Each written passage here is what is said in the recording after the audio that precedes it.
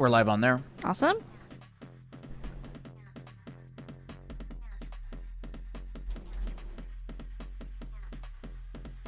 Definitely a nice change of pace in the music.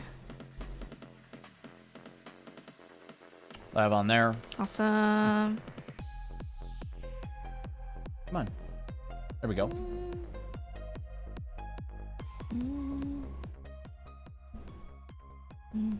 Music seems kind of loud. A little bit. There we go. There we go. Sounds good. I turned it down on the stream. Oh, okay.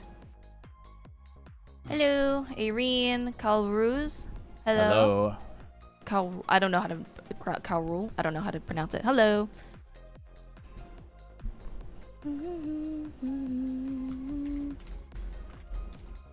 Mystery prompt has been announced, right? Fun. Hey, three cats.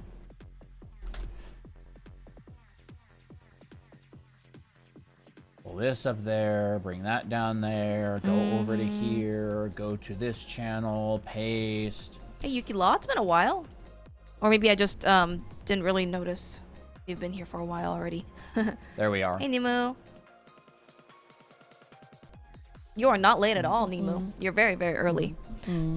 I actually decided to change the tone of the shadows. It was like a little happy accident. I color picked a color onto the bright side of her hair, of Tira's hair, and then I turned it like much cooler. So it was like, it was originally this, which looks nice, but I feel like the cooler version looks really cool. Huh.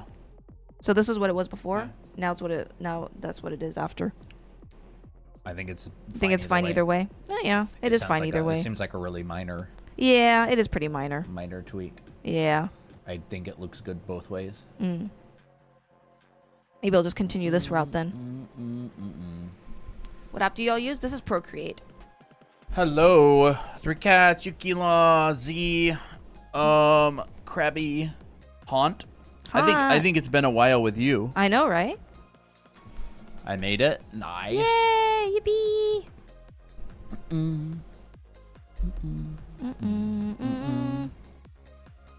Yeah, I use Procreate on stream, and then Colton also uses Photoshop. So we use like multiple streams. That's a really nice demo. It was my little demo yesterday. I quite like it, honestly. Actually, it's a very similar pose to how I did Miki here. Well, I basically just recreated the free run demo, but with Miki. Nice. Hey, Stars. Hello, how's it going? Yeah, we're doing good today. Doing great. I need to make the dapple lighting softer. This is good music. And then we're gonna get tired of it. But we'll enjoy it while we can.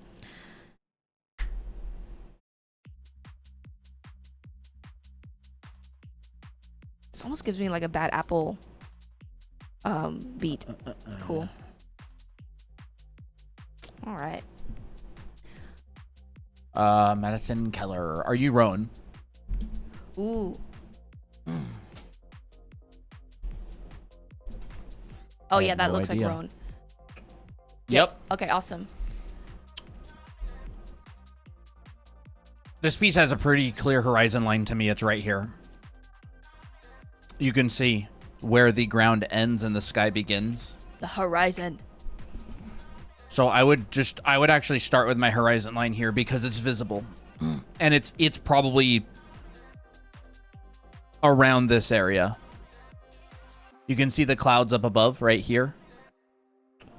I'll tell you right now though, this person's perspective is wrong, but it doesn't matter that much. Because it serves this building right here is absolutely leaning way over. Which is fine. It's leaning incredibly far over. So this perspective points up to the sky. That's because the building's leaning. Your horizon line is here. And if these buildings were actually accurate. Ooh, paint over time, sort of. They'd probably be in 3-point perspective. But they'd probably look a lot more like this. So these are like tilted buildings. They're not upright buildings, I'm guessing. Looks like which is fine. It happens all the time. It's not like, it's more of like a mood exploration piece. The building to me would probably be a lot more like this if they drew the perspective accurately here. Hey, Peach. Right? This going to the horizon line. This going to the horizon line. Like, even this, like, you can tell, like, this building is simply just falling. Yeah. The building, technically right here, would be like this. But it doesn't matter. And I'm really glad that you found this piece because it gives you an idea of just how little it actually matters sometimes to have it technically accurate, because what you're trying to say with the piece overrides the importance of the perspective. Now, if they were to actually go through here and build this out for like a video game, they would design these towers individually and they would be incorrect perspective. You'd probably have a call out, right, where you'd actually, I've done them before, you would literally even just do like a side view building. Ah, that's cool. And you go, oh, here's the building, and it would be like a side view, and you're like, okay, there's this, you know, whatever, there's windows up here, and it would be version A, version B, version C. This is not the concept piece that they're going to model the environment off of. This is probably more of like a mood exploration piece for seeing what they might want things to look like. But this is a very wide lens. Like, they have their general stuff is correct. It's a really wide lens. The horizon line is high. It's 3-point perspective. And so that is actually part of the reason that I have you doing this for homework, is because you get to see how real actual professionals out there are using perspective. Right? This wouldn't be like that at all. It would be like this. Yeah. So they said that's why I chose the center building to use, but I see what you're saying. Yep. Yeah. There's no way the horizon line is up here. You can literally see it right here, unless this building is falling down. But that doesn't really make a lot of sense because all these other buildings are also lined up with this building. So, yeah, it's just one of those things where actually the perspective is just wrong. They probably took some photo textures and warped them in, and it's like they enhanced the gesture, right? It's like a gesture drawing. They went further than it needs to be just because they wanted to. I don't know. Yeah. They're certain, whatever artist made this, they're certainly good enough to do it right. Yeah. They just didn't, because I don't think they cared that much. Seems more like a mood piece than it is like a accurate piece. And I think they capture the mood very well. Yeah, I mean, it's just a silly concept piece that someone made, probably. It's either for a real project or a portfolio or whatever. Yeah.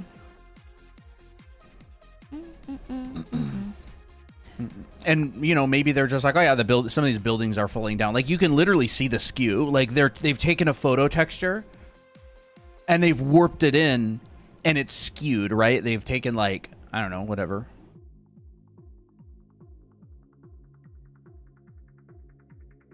Oh, yep, you can see the skew. Yeah, you can literally see the skew. They're just doing it because they don't actually care if it's skewed or not. Because that's not the point. Like, the point of their shot is not to get super accurate perspective. The point is to show this awesome flaming crater with a city built around it. And then if you actually put it in the World of Warcraft movie, then someone else actually comes in and designs and fleshes out the buildings, and the 3D modeler builds it, and it's all correct in the end. But this feels to me more like a quick concept piece that's been bashed together for like an idea. Happens a lot. A lot. Yeah, it's a good example to demonstrate, you know, like, oh yeah, so this is what it looks like. Stuff like that. Got it from the concept art section off ArtStation. Yeah, like, whoever made this is obviously a pro. Yes. Like, they know what they're doing. It's not a bad piece. It's good. It's just the perspective is wrong, and they didn't care. You see it all the time, honestly. But, like, that doesn't mean it's a bad But thing.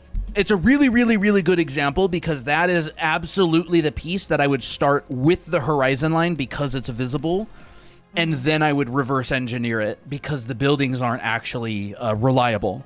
So 100%, if you see the horizon line, you put it in. Yeah. Like, you don't need to trace the building back to the horizon line, especially when you just have like this little teeny tiny sliver of it. It tends to be very inaccurate.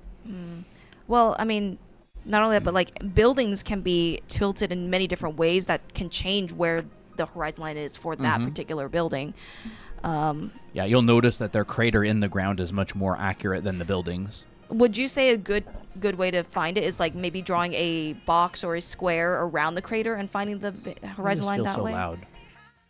What? Would you say a good way to find the perspective is using using the crater and drawing a square around it in perspective? No, I would say the best way to find the horizon line It's is to just finding draw that it line, because yeah. you see it. Yeah.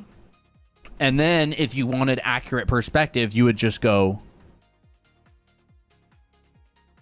You know what I mean? Yeah, absolutely. Or you would go, you'd have your like a vanishing point probably down here, and you just find it, and you'd go.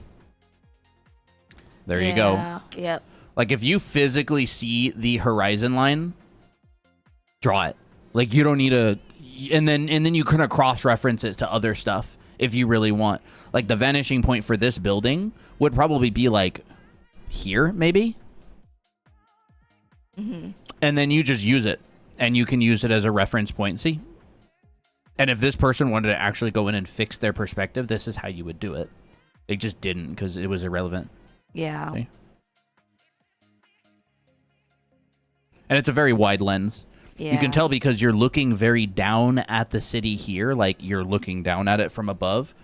And if you come up to the horizon line, you're looking straight at it here. So this is a really, really wide camera lens where the box is at the bottom. Right, let's say this is our frame. Here's our horizon line.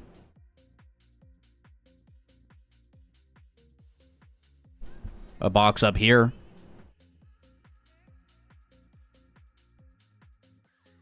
Ooh. A box down here.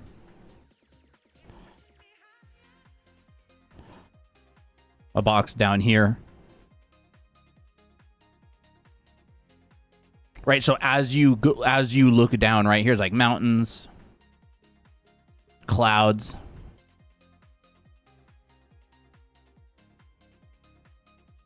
And as you go down, you're looking down and down and down. Yeah. So this is a quite a wide lens, honestly. And this would go, whatever. You'd have a see? Whoa. Vanishing point. And then you'd probably have like another vanishing point.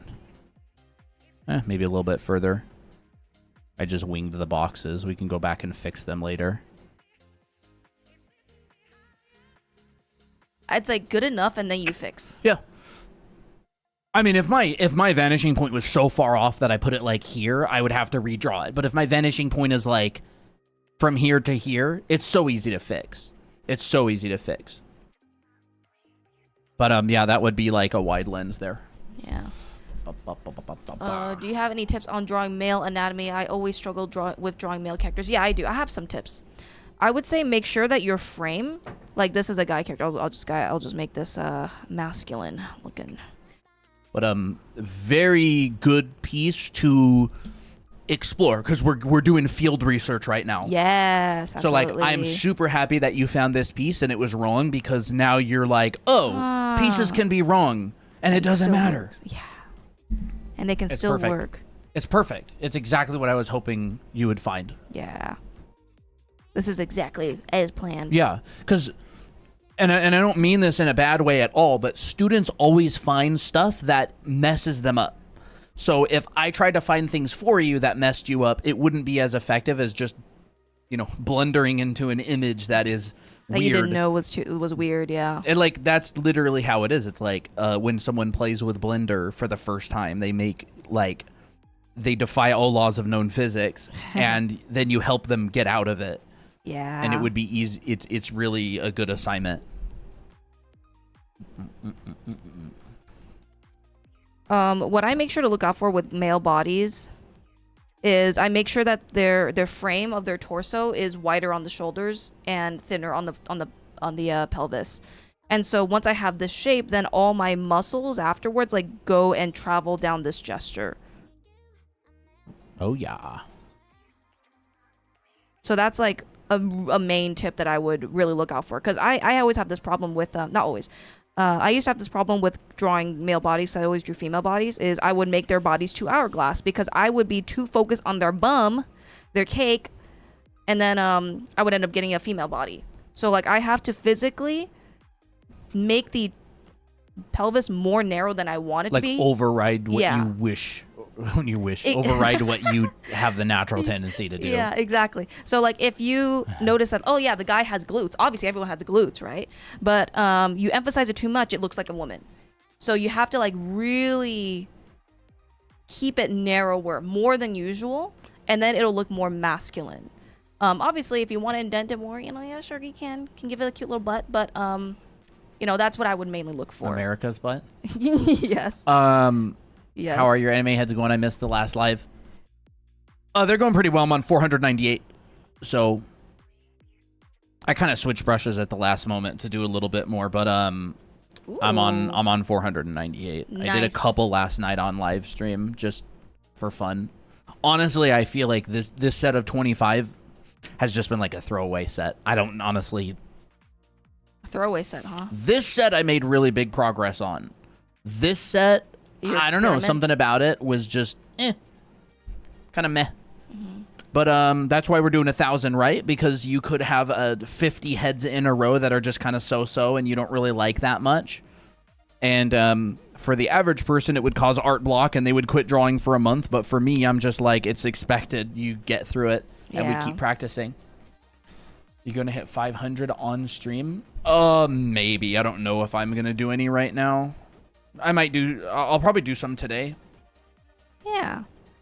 But yeah, I teach a lot of the anatomy, male anatomy stuff. You're going to do a lot of male anatomy in our anime art school. But yeah, that's like, I had my male drawing boot camp done as part of that class too. So yeah, like I look out for things like, okay, more muscle mass. More defining the abs, perhaps, because if that's what you like, might as well put that in there. Here's a little bit of the glutes, and probably more muscle definition on the legs. But once again, this depends on your body type. So I won't go on a whole spiel about it, but those are the most helpful tips that I've come across. The goof juice flavor is very, very similar to the raw meat flavor. Really? That's good. But it's just got like a little more something else in there too. What drawing app do you use? I'm using Procreate right now. Well, that tastes more like watermelon E. I like it. It's like watermelon kiwi, I think. Oh, nice. What are good ways to study anatomy? Taking a figure drawing class is probably one of the best ways. Yes. Or I should say, taking a figure drawing class and making sure you do the homework is one of the best ways. Mm-hmm. For sure. Yes. We have a figure drawing class in our anime art school. You can check it out here. I teach analytical figure drawing. So you're learning muscles and the muscle names as well as how to construct the body from the ground up. It's like a college class. Our anime art school is like a college program. Goof juice, raw meat. What are you drinking? It's a Gamer Subs. Gamer Subs, that's what their names are. It's based on different stuff from like Twitch and all that. Yeah. I think Goof Juice is Moist Critical's really? Flavor, yeah. I didn't know that. I would say another tip for anatomy is seeing beyond the anatomy and seeing what's underneath instead. So like an arm to me is, okay, it's a cylinder. That gets a little bit thicker. And then I'm like, okay, now it's time to add some muscles on top. And the muscles go over this. And now you're like, okay. And get something kind of attractive in here. So once again, muscles are not this. A lot of the time, muscles will kind of go like this. Whew, whew, whew. You'll see it in the arm too. There's subtlety to the curves. There is subtlety to the curves. They generally apex, like the peak of the curve is different. Like it's not lined up, but it tends to be like off. Yeah. Like the bicep and the triceps, they're a different shape. Yep. Like the tricep will peak kind of higher and the bicep will peak kind of lower. Yeah. Like the back of the arm versus the front of the arm. Look at that. Wait 1 second. gotta kind of warm up a little bit. Yeah. So like this is your bicep side. This is your tricep side. So you'll notice these particular curves as you draw them. Like that. Yeah, and this is stuff you pick up through a lot of repetition, going over and over and over. Over and over and over and over. You'll actually notice some of these tendons here, but I won't go on a spiel about it. But yeah, like anatomy is fun. Anatomy is fun because it's basically like solving a big, like organic puzzle. Yeah. But yeah.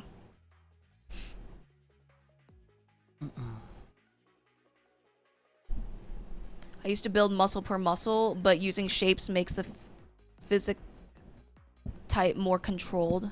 I'm guessing. I think I know what you mean. Yeah, I'm not sure. I think I know what you're saying. I used to do muscle by muscle, or kind of like, I would do like, here's the deltoid, and here's the bicep. But then I'm like, I didn't have a framework, so it would always fall apart after that. I would end up making like stubby arms like this. Yeah. We don't see people as muscles. We see them as people. We Yeah. see an arm as an arm, not the bicep, the tricep, the brachialis, the coracobrachialis, the deltoid. We don't think that. We just think, those shapes put together make the arm. Yeah. It's not bad to know what makes up those shapes, but you don't see people as a bunch of muscles. You see people as the whole, the holistic.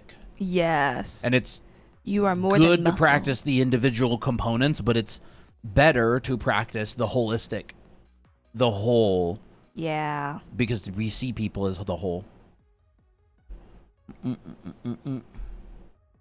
Seen a few of your videos and they're great. I'm an engineer, very analytical, zero experience drawing. I've always wanted to learn, but I'm awful. That's the best way to just keep practicing and practicing. I'm so concerned with doing it right, and there are so many tutorials. I totally understand what you mean. It's very frustrating and difficult. Yeah. A lot of people are in the same situation as you, and I do know engineers who are very analytical, and I met them before they ever started drawing, and they're working professionals now. It is something that can be learned. Absolutely. Yeah. I mean, that's what we made our school for. That is exactly what we made our school for. So, if you're interested, if you want a program that will get you In the right to direction. focus on the right direction and give you a structured approach, that's exactly why we built our school. It's a Yes. year-long program. But yes, I mean, it's going to require a lot of drawing and a lot of practice. You're going to be getting mileage over time Yeah. You're going to be doing And- a lot of stuff like this. and all that. Yeah. So our school is a year long, and the reason that I talk about our school is just because it's literally exactly how I would recommend beginners to learn how to draw.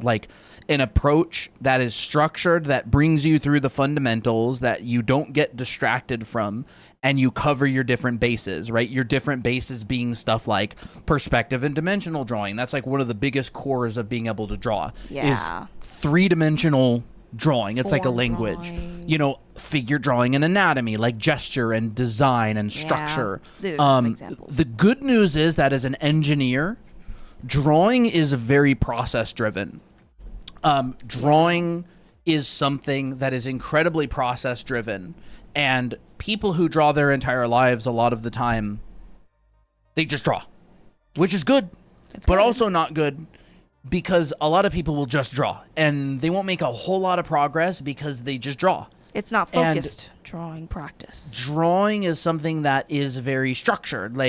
Your pencil can only press one piece of the paper at a time. It can only make one line, and your brain is also very hyper focused. So for example, you can only pay attention to one thing at a time. If you try to pay attention to multiple things at a time, that's when you start messing up, right? It's like learning how to Yeah. juggle. It's like you could throw up and down a single ball, Yep. but if you throw up and down a whole bunch of balls, you drop them all unless you learn how to juggle. And then when you learn how to juggle, you go one ball to the other hand and back, one ball to the other hand and back, one ball to the other hand and back. And then you add an extra move and you practice that. And then you add an extra move. And then you get good enough at those that you start putting them together and you're actually able to start juggling.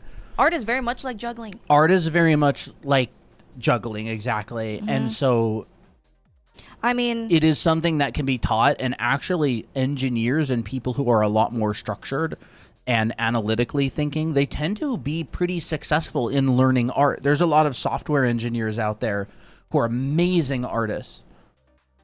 Art is, funny enough, it's artistic, but I would say art, you can learn it from a really artistic perspective, or you can learn it from a really analytical, structured approach as well. yeah.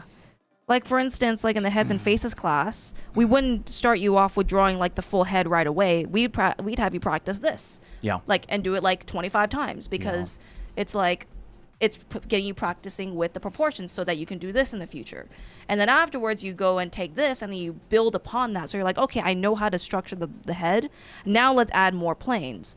Oh, okay, so here's Does how to this make attach the sense, by the nose. way? Yeah. Because like I know we're moving super fast. We're drawing in entire heads and explaining a bunch of stuff.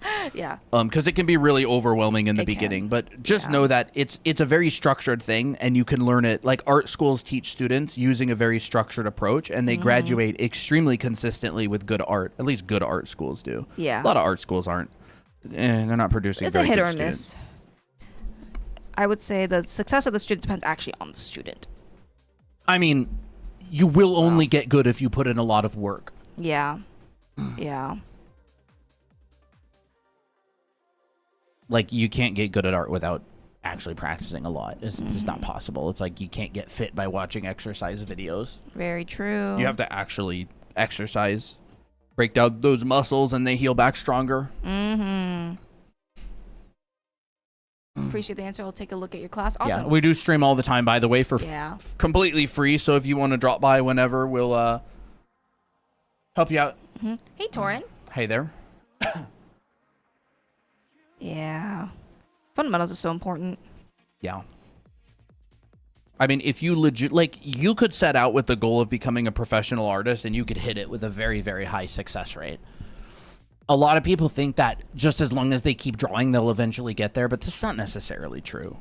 It's not necessarily true. Like, there is a very big structure. Like, some things you may just never learn. You may never discover on your own. Very true. I never discovered a lot of this stuff when I was just drawing on my own. So true. Yeah, like, you might, but the odds aren't super high. Like, you can certainly get a lot better, but I'm talking, like, if you want to become a professional, it's like, you would definitely want to take a structured approach. Yes. And then when you practice it a lot, you will be able to draw a lot of this stuff from imagination. Yeah.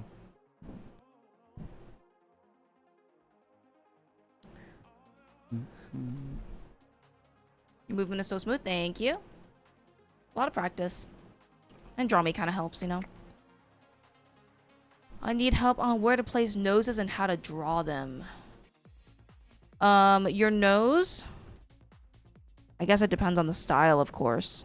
But like generally, I want you to find where your jaw starts coming down, or especially like let's use this guy here. Look at these noses and then find those little curving points of the jaw, especially in the front view. You'll notice that the nose is pretty close. It's going to be in the middle of the face, lower middle. And it's generally going to be where the face starts tapering. Generally, that's a pretty good place to start. So I would always recommend drawing the actual head, finding this point, and then decide, okay, well, how cutesy or how much more mature do you want your character to look? If you want a more mature vibe, you're probably going to place a nose just a little bit lower, like at around this point. And you probably have a longer nose and smaller eyes. Like you'll probably get this combination. If you want someone that's cuter, you would probably shorten the face and maybe place the eyes a little bit, make the eyes bigger. And then you can place the nose closer to the eyes, so you'll notice that this gets a little bit higher, but still around the middle part of the face. This is for more like a stylized approach. But if you're gonna if you want to know the exact thing, I would say study a lot of realistic proportions.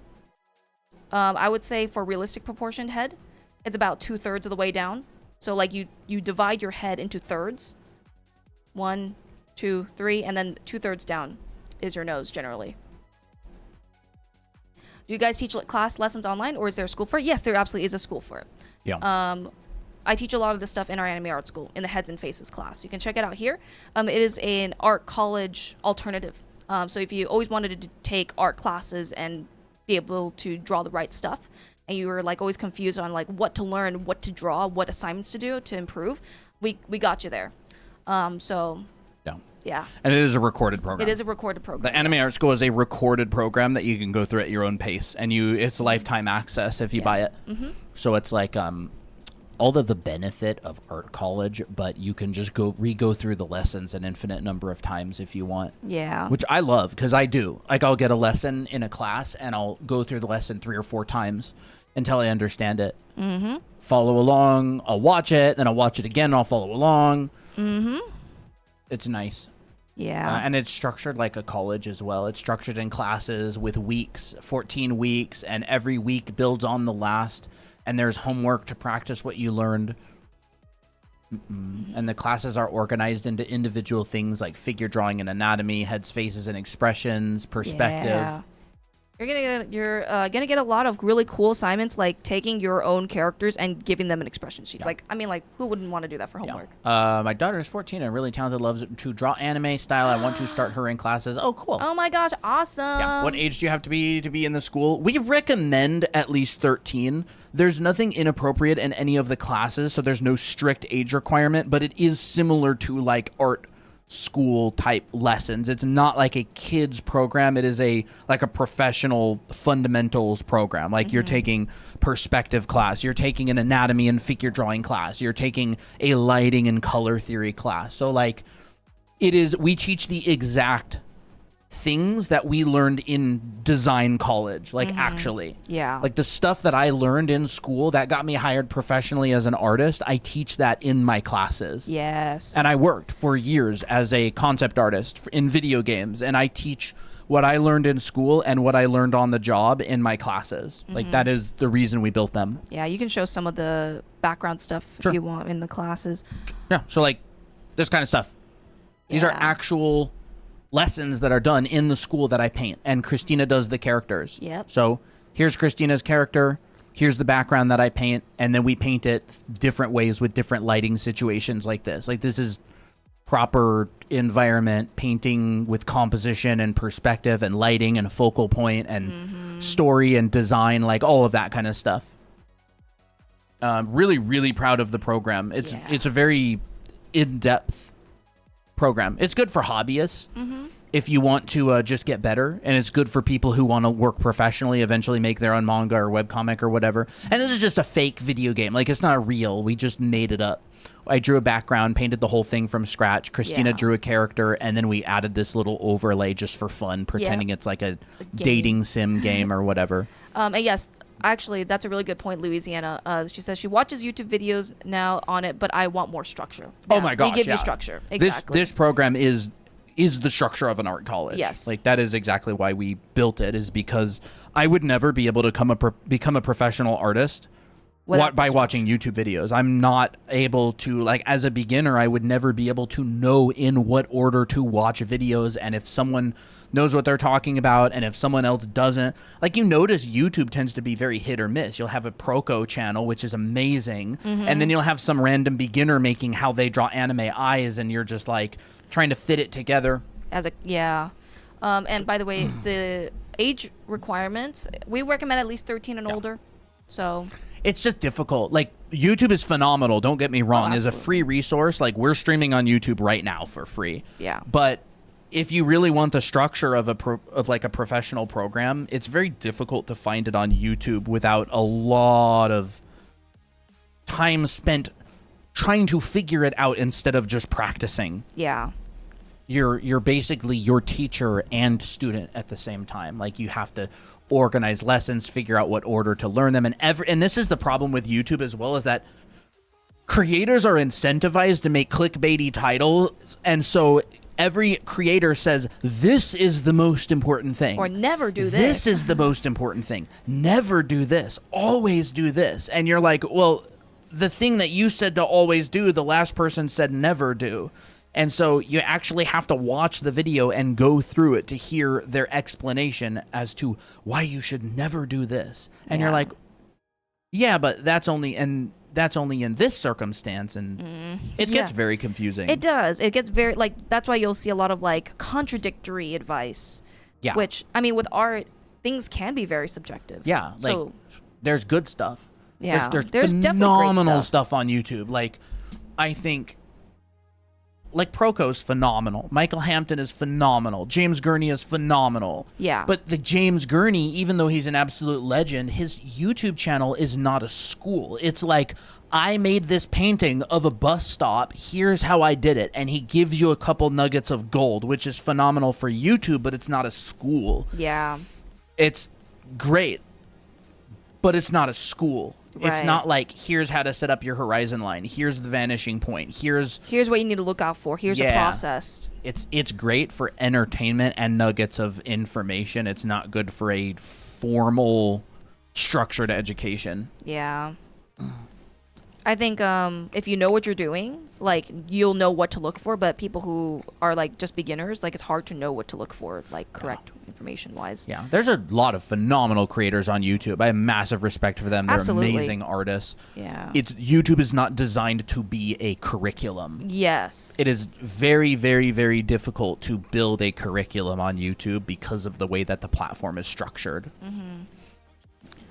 She has never used a tablet to draw. She uses graphic paper and canvas. Graph paper and canvas draw books. Oh, nice. Nice. Yeah, our program is a digital program. Yeah. But you can go through it with whatever digital software. If you have a tablet with Procreate or Ibis Paint, or if you Or have a free computer programs, with yeah. a tablet. But our program is a digital program. But a lot of the skills that are transferable. So like if someone's really used to doing traditional, they can take that to digital Yeah. and stuff. Well, the fundamentals are the fundamentals. Yeah. Color theory is color theory. Perspective is perspective. You know, red is red, whether it's on a piece of paper or a screen. Blue is Yeah. blue. Green is green. A line is a line. The number one is... It's like you can read on a computer monitor. You can read in a book. Like, because Yeah. words and language is words and language. Yep. People may not like reading a book on their monitor, but they could. Or people may be like, I prefer my Kindle, or I prefer reading on the iPad. Mm-hmm.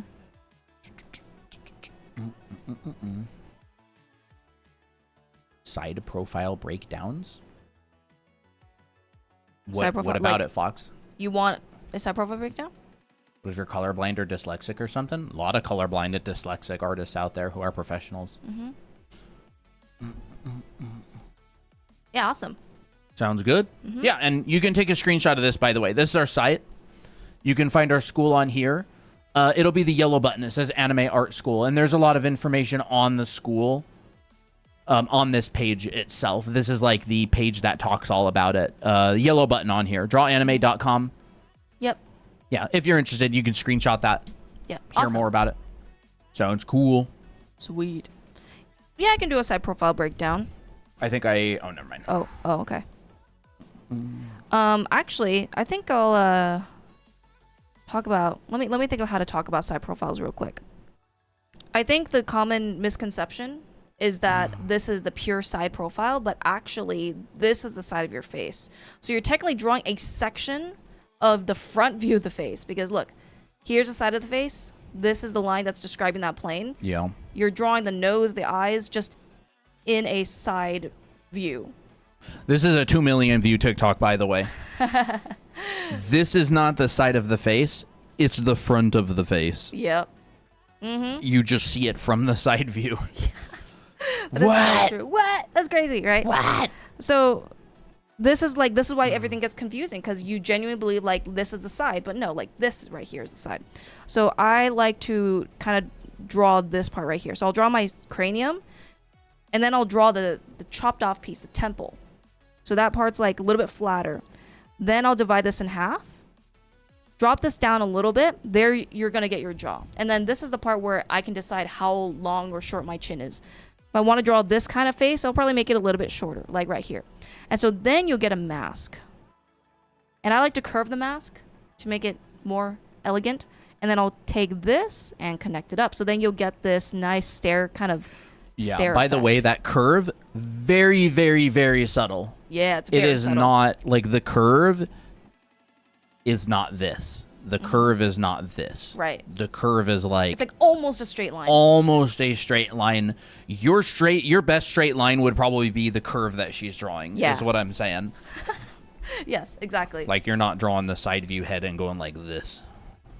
No. No, it's like you're you're good enough to yeah. draw a straight line. It's like very, very subtly curved. Yes.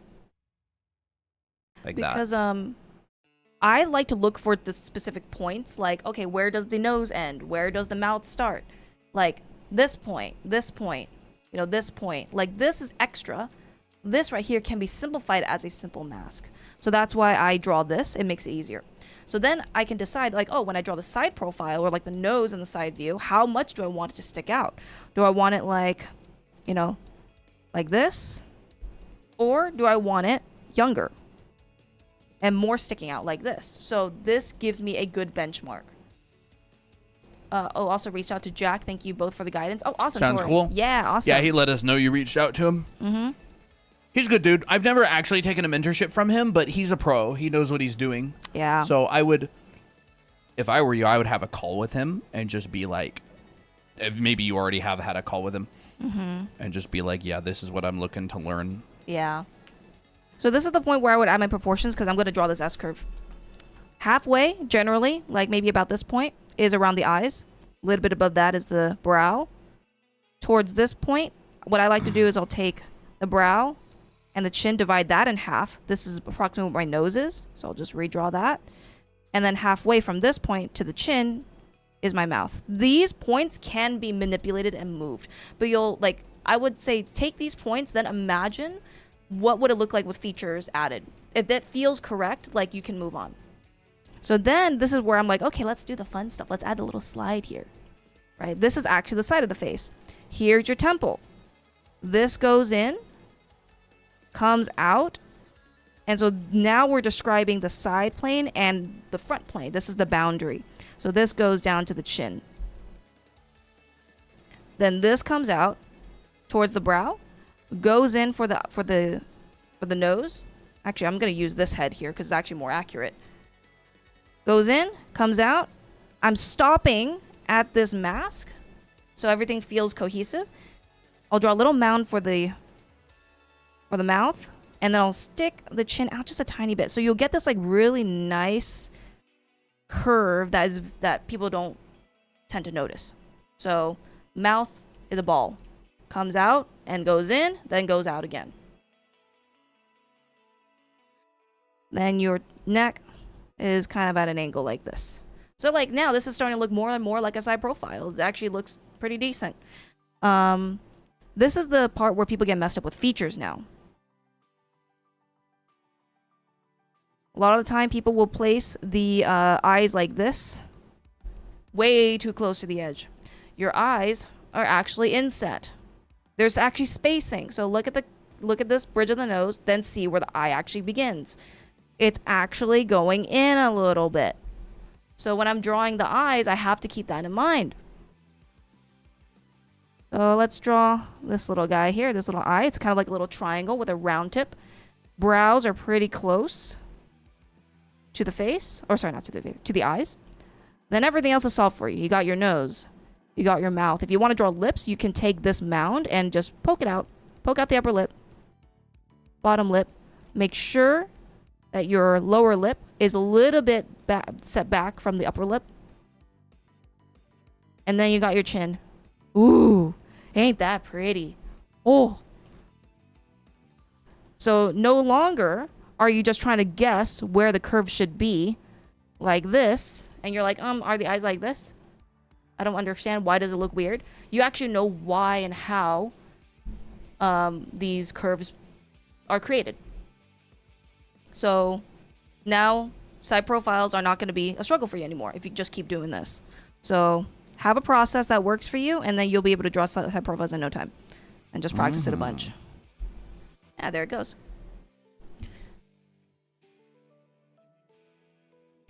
Looks like I arrived just in time to see the art lesson. Awesome. Yeah, we're just doing some art tutorials here and there and just drawing, practicing. And then you can take this, and if you want to make this a female or more feminine, cutesy side profile, you're basically just taking these points and you are morphing them now. So like you'd start the same way. Sphere. Okay, let's draw the temple area. Divide that in half. I'm going to make the chin much shorter this time, so it's almost like a chibi. So keep in mind, chin length matters a lot. Curve. Okay, here's my chin. Here's my jaw. Great. Let's move on. Proportions. Let's make the eyes much lower because lower eyes tend to look cuter, and you want to give enough room for the rest of the eyes, you know, because anime eyes tend to be bigger for girls. I noticed that my nose is much shorter. It's very close. The tip of the nose is very close to the bottom of the eye. So I'm like, okay, let's kind of put in a little tick mark right here. Eyes, nose, mouth, very high. Okay, let's do a little slip and slide. Forehead is very round. Tip of the nose comes out. This and this will match up, so you'll get that cat snout look. That's kind of how people like to see it. Then, tip of the nose to the chin is going to have this nice arch or arc. So now we get this head type as opposed to this head type, where you'll see a lot more nuance. This one's simpler because it's got to fit more. It's got to fit the very big eyes. And then here, let's add in that S-curve. And you'll notice that this S-curve is compared to this one. This curve is much sharper and closer together. This one's much rounder. Oh my gosh, it's the same thing, right? So now here's our neck. Necks for this type of head tend to be smaller. It just makes sense that way to me personally. If you make it really thick, it's gonna look weird. So it's kind of like a lollipop. Lollipop with a big stick is kind of weird. So thin neck. And now let's add in our features because we basically marked out everything. Our ear reaches around this point. Here's our eyes. And our eyes, once again, let me actually fix this part a little bit. This I stuck out a little bit too much. And that's okay. You know, you're going to make mistakes along the way. You're going to be adjusting things for the rest of your life as you draw. And so that looks a little bit better. Your eyes, for this, if you're going to make it bigger, you're basically thinking about this. Here's like a normal triangle with an arch. In this case, you're probably going to stretch that triangle. So it looks more like that. And for me, eyes are more comfortable if they're not going beyond the nose. That's weird. That's weird, okay? You want to go around just the tip of the nose or maybe just a tiny bit lower. That feels comfortable, okay? Eyebrow. Let's detail this a little bit more so it's more cutesy. Here's the bottom of the eye.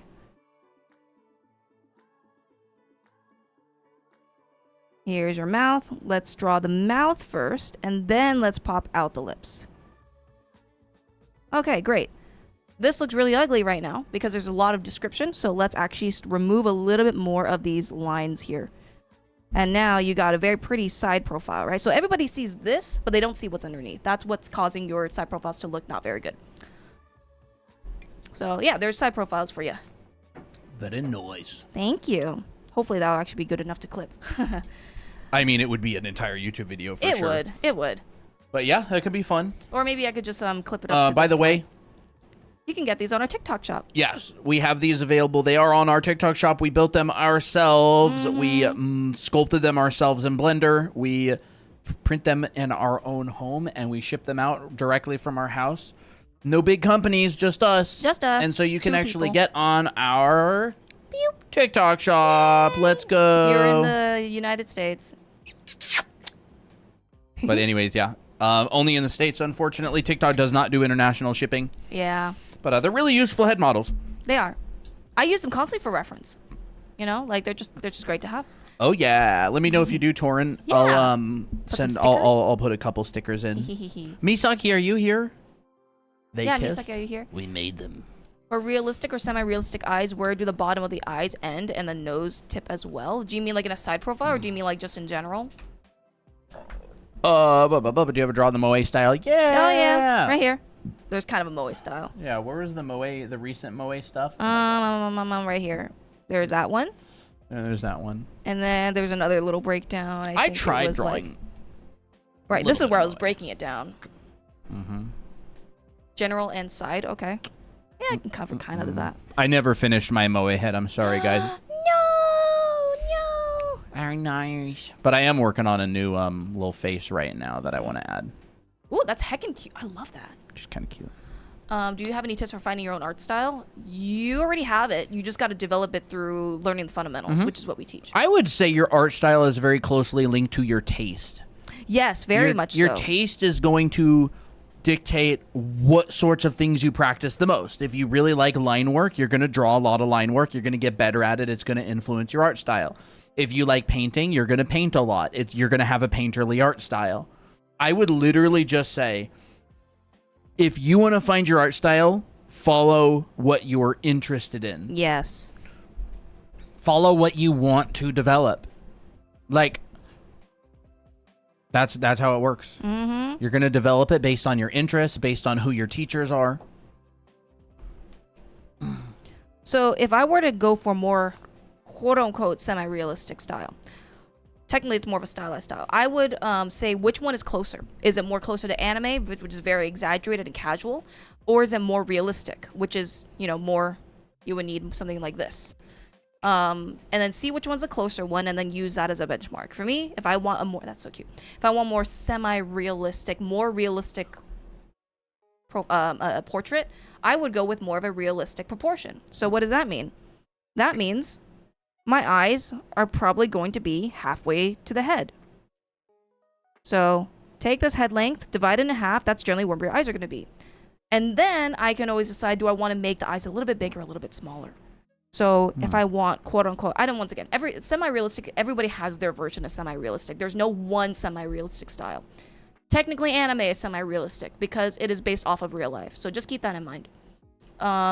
Yeah, semi-realism is kind of a bad benchmark because it's so varied. Broad. Yeah. It's so incredibly varied. Yeah. Because you get two different tutorials and they'll tell you completely different things because they draw them in a different way. Yeah. So if I were to draw a woman, for example, in a, I'd say quote unquote semi-realistic. I don't exactly know if my definition is yours. But for me, I'm okay, I know that my eyes are going to be halfway. It's probably going to be more adult if I want it that way. Now, do I want the eyes to look more realistic? So I'm okay, if I know what a realistic eye looks like, kind of has these curves. Your irises are smaller, right? And then versus an anime eye, which is much more stylized in terms of the iris, you see a lot more detail. How much do I want to pull? Do I want 50-50? Do I want 70-30? Do I want it to look more like this? And I think when people think semi-realism, they think this kind of eye style. This is because I've seen this a lot. I could be wrong though, but we'll see. They'll get okay, kind of more realistic with the lash shape. They mean a little bit more geometry to the eyes. Yeah, a little bit more usually. geometry.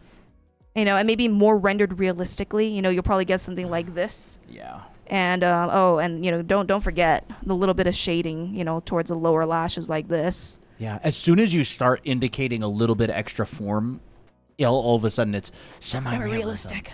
Oh my gosh. Basically, anime with a little bit more definition to the eye bags. Yeah. Is semi-realistic. It's and the nose. Yeah, it's semi-realism to most people. Once I start adding adding shading, ooh, it's semi-realistic now. But guess what? Gosh. I used the realistic benchmark because that's closer. So I'm okay, I'm gonna take this and just morph it in here. So that means maybe it's more attractive if my eyes are a little bit wider. They fill most of the face, but I also know that it's not very, for me personally, it's not very attractive when the eye goes beyond this point. That's kind of alien looking. So I always make sure, if it's more realistic, that there's a gap between the actual edge of the eye and the side of the face. But because it's more stylized and I want to make it bigger, it's going to cross over just a tiny bit. So eyelids. And I'm keeping this very much on the center of the face. And then the iris is just a bit larger. One second, I gotta make this a little bit prettier. So now you got a very elegant woman. Let's add the brows. The brows are closer to the face and realistic heads, right? Everything is based off of real life. The more you understand how that works, easier it'll be to style. It will be easier to make your own style afterwards. In our heads and faces class, I literally have you go through this. And why is it like this? One second. Why is it like this? What? Is it not working? It's not working. 1 second. There. You it know goes. what semi-realism? There we go. That ball-jointed doll aesthetic. Yes. They exactly. really like that. Yeah, they do. I like that. That's like semi. That's like Where semi-realistic. where I is guess. one? I need to There's a find few. one. So yeah, here's like what I teach you. Realistic heads and faces, the skull, right? And then you like morph it. So let me go in and come back here. So yeah, look. Adult anime male. Doesn't look anime until I just use a little bit of stylization. Here's female. Female head planes. Bro. More stylized. Oh, those are so cool. Applejack eyes. That's true. No, this is from my anime art school. These are demo. This is an online school that we have. It's like a art college alternative where you can draw your own characters and stories from imagination. We teach you that. If you can't draw heads, you can't draw perspective, you can't draw bodies. We teach all of that. So yeah, it's like everything is the same. Like, Bro. where do you think I got this from? That's cute. It's from real life. And then you just play around with the levers. How much is it? It is $497 for the entire thing. Comes with seven classes. They're structured like a college, so they're like 14 weeks long, except for the anatomy one. That one's 12 weeks. But learn a lot Yeah, of it's stuff. like a art college alternative. Mm-hmm. If you've always wanted to go to art college, but you can't, you don't have the time, you don't have the money, this is a program that was built to teach you these same fundamentals at Yep. your own pace. And at a fraction of the price. Yeah, dude, these ball jointed dolls are stinking cute. You Here's the should semi-realism oh, yep, one. there's a yeah, there it is. There it is. Oh my gosh, guys. Oh my gosh. It's the semi-realism style. Yeah, that's what it is. There it is. Semi-realism. But like head planes still exist in this. You're just like draw the head planes on there. Like, and it's fine if it's smoothed out. Like that's the point. Like notice there's a keystone corner. Oh my gosh. Oh my gosh, there's the brow ridge. There's the side of the face. Oh my gosh, guys. Oh my gosh, guys. Like My gosh. 1, 2, 3. 1, 2, 3. Brow ridge. curvature. This comes up on the Asaro head. This will Yeah. go like this. Yeah. Crap. But it's so smoothed out that you can't see it. Yeah, it's too smooth to see on this head, but Mm-hmm. oh my gosh, guys. Semi-realism. I love BJDs. They're so fun. Yep. Oh my gosh, there's a side on the nose.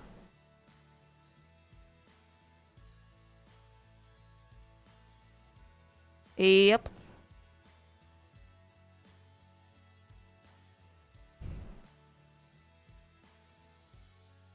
There's this little plane right here. Mm-hmm. Here's the side of the head.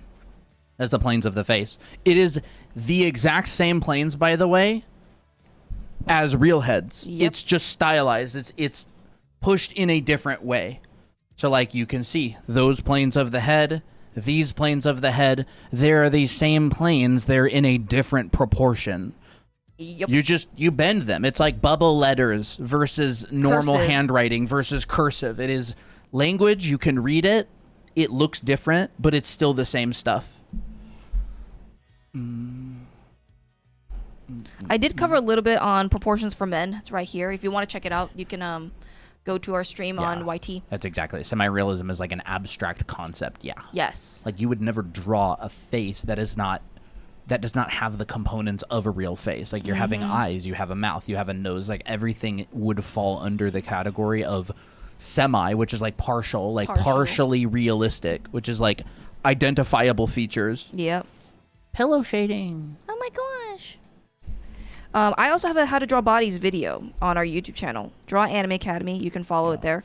But it's Subscribe. funny because nobody in the professional art industry uses the term They don't. semi-realism because it's just not a very useful term when Yeah. you work on real projects. Yeah. Like nobody at Blizzard would say semi-realism. They would say stylized. Yeah. But there would generally be examples because there's so many shades of it. It's like Yeah. saying gray. It's like, How many shades of gray there are? yeah, and there's an infinite number of shades. It's like, or it's like, yeah, I think it's a very popular.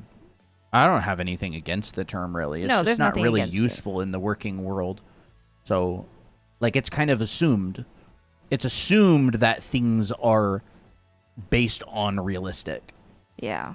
And then there would be a style guide. Like what a company would do is they would make a style guide, and it would be a PDF document, and it would have, we are this, we are not this. We do this, we don't do that. This is the proportion of the face. This is how the eyes look. This is how they work. And I know because I've worked on these projects professionally, they have style guides. They give them to the artists who are on the project because you can't describe it. You have to visually see it. Yeah.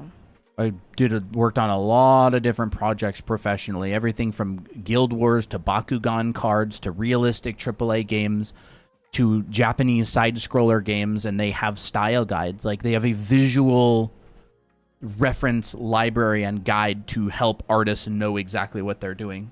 Mm-hmm. Style guide, yeah, Christina's style guide for the anime stuff. Oh, it's a good size canvas to make a character sheet. Oh, whatever you want. I wouldn't personally work under anything like, I don't know, 4,000 or 5,000 pixels tall, but I am not other people.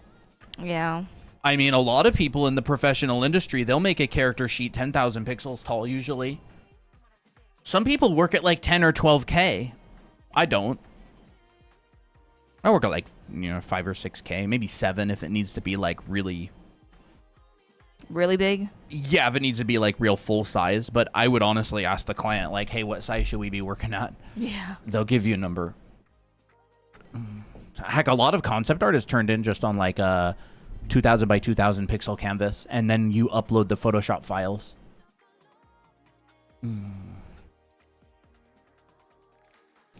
So styles can vary so much, Yeah. honestly. Like you can have like realistic hair with stylized face. You can have realistic face with very stylized hair. Like that could be, that could be something. Yeah, wanna do. dude, this is June. Heck yeah! Oh my gosh, that's heckin' cute. That is heckin' And this one's cute. June. That's a good That's study. cool. That'd be Yeah. a good study. What pens are you using in Procreate? You can actually get this brush on our profile for free. This brush right here that I'm using for this drawing. Yeah, if you want pixel style, yeah, it's like, are you doing pixel art? You probably wouldn't kind of want to go 10,000 pixels. Yeah. The entire game would fit on a 1,000 pixel canvas. Yeah, this is a cool style. I've definitely seen mangas with this vibe. But like, that's why it's so different, But yeah, I can show it again. This. Oh. The brush. Take a screenshot. Take a screenshot. Not gonna lie, the new brush I made, peak. And all I did was just modify the normal. Yeah. Your style is so soft, and I love it. Thank you. This is her soft Although, style. This is my if you want to see joking- Christina's joking hard around. style. My hard my hard-boiled style. Hard-boiled. That's hard-boiled. That's hard-boiled. Which one? This one? Yeah, that one's pretty good. I like This that one's. one. This I is. like that one. Yeah. This is also Christina's work. This is her non-soft style. Yeah, this is my serious, Serious grim, punch. serious punch. Serious punch style. Yeah, Ray style. The Ray edgy style. How I draw Ray style. Yeah. I mean, like when I draw Ray, I'm always like I'd switch modes to like. Here's your other stuff. 80s anime, Yeah, there's my realistic stuff. I draw a lot of different styles Yeah, because I here's- like variety. Here's Christina's other stuff. Here's her other stuff. Yep. This is like my soft boiled. I'm kidding. Soft boiled. Medium boiled, jammy yolk style. Oh yeah, dude, the ramen style. Funny. Here's more of her stuff. Yep. So it just depends on what she feels like doing at the time. It Is she does. going to use hard edges? Is she going to use soft edges? Is she going to leave gaps between areas? Is she going to have a nice tight line work? Yeah. It's all fundamentals. It's like art very much is like making a habit of flossing your teeth every day. Simple but not easy. Pretty easy once it's a habit. That's very true. Very, very true. My work for certain things is really interesting too. It's Yeah. like Colin's work is peak. it's funny because like you have this soft, restricted value range, Very marshmallowy. marshmallowy, Marshmallow style. And then you have this. Same artist. This was made in 2016. Wow. But this same artist. You can tell it's a painting. Like both of them are paintings. I just think it's kind of funny how that works. Mm-hmm. Same artist. Yeah, all of it, the same artist. And you got the more mobile game. Yeah, the more mobile game stuff. This stupid thing doesn't load at all. This as well. Same artist. Same artist, same artist. If you want to be flexible, you know. But the funny thing is, I love that one. you like this The one? Abby one. The Abby Yeah. one? It's cute. I should remake it. Oh, here's as well. It's like line work. Sure, line work Yeah. works. We can do Wonder that. why it's not loading. No, it's super slow. ArtStation is cooked these days. Mm-hmm. And there it goes. Same artist. This is also my work. Hyper detailed line work. This is really old. This is like 2015. Yeah. But you can still do this nowadays. In fact, you're Oh, better yeah. than this now. Oh yeah, for sure. And also like, oh, you want line work with rendering? Ooh. Same artist. Also by stuff. That's like, this is a limited value range, partial line work and partial like, it's like a monochromatic piece that has the five value system in it. Mm-hmm. And so it's like, if you have fundamentals, you could decide which ones you apply and which amounts. Mm-hmm. And a lot of the time, it is a lot of people's missing link to actually getting their art looking really good and making them stand out as an artist. Like, yeah, that's it. People are very, very, very concerned about their style. But in reality, all of the people who end up becoming professional artists with very sought after styles, they don't really focus that much on style. They focus on improving their foundation. Mm-hmm. It's like, yeah. Yeah, and that's what we teach. You know, that's what we teach in anime art school. Style is like, if you could control your body type, you'd still have to have a good diet and work out if you want to look great. Yeah. Style is like a controllable body type. It's like if you don't have a good diet, if you don't exercise, if you eat junk food all the time, it doesn't matter what body type you have. It just doesn't, you won't look very good. Yeah, your body composition won't look the way you want it to. Yeah, I would say art is similar to that. It's like, but except imagine if you could control your body type. That's like art. You can control your style. Yeah. Based on what you put your focus on. Mm-hmm. It's like a mage that can do fire magic and also lightning magic and also water magic and also wind magic. It's like, are there mages out there who only do wind? Absolutely. Are they weak at water? Probably, because they haven't practiced it very much. Could they get strong at water magic? Absolutely. Wait a second. It's like style. Art and practice and style explained in magic terms. Be kind of cool.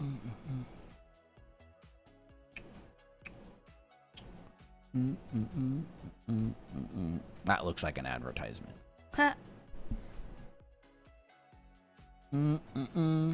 think styles basically are art bias. So if the foundation is shaky, then your art style will be unstable. Yeah. It's the base. Yeah, you can probably think about it like that as well. But like, it's very, very, very versatile. It's much more versatile than people think. Like, when people get started in art, they're looking at a pond, but it's really the ocean. And like, they think the pond is as far as it goes, and they go, that's really important. But it ends up not being very important. Yeah. I'm gonna make a pretty bold decision right here. I'm gonna change the arms.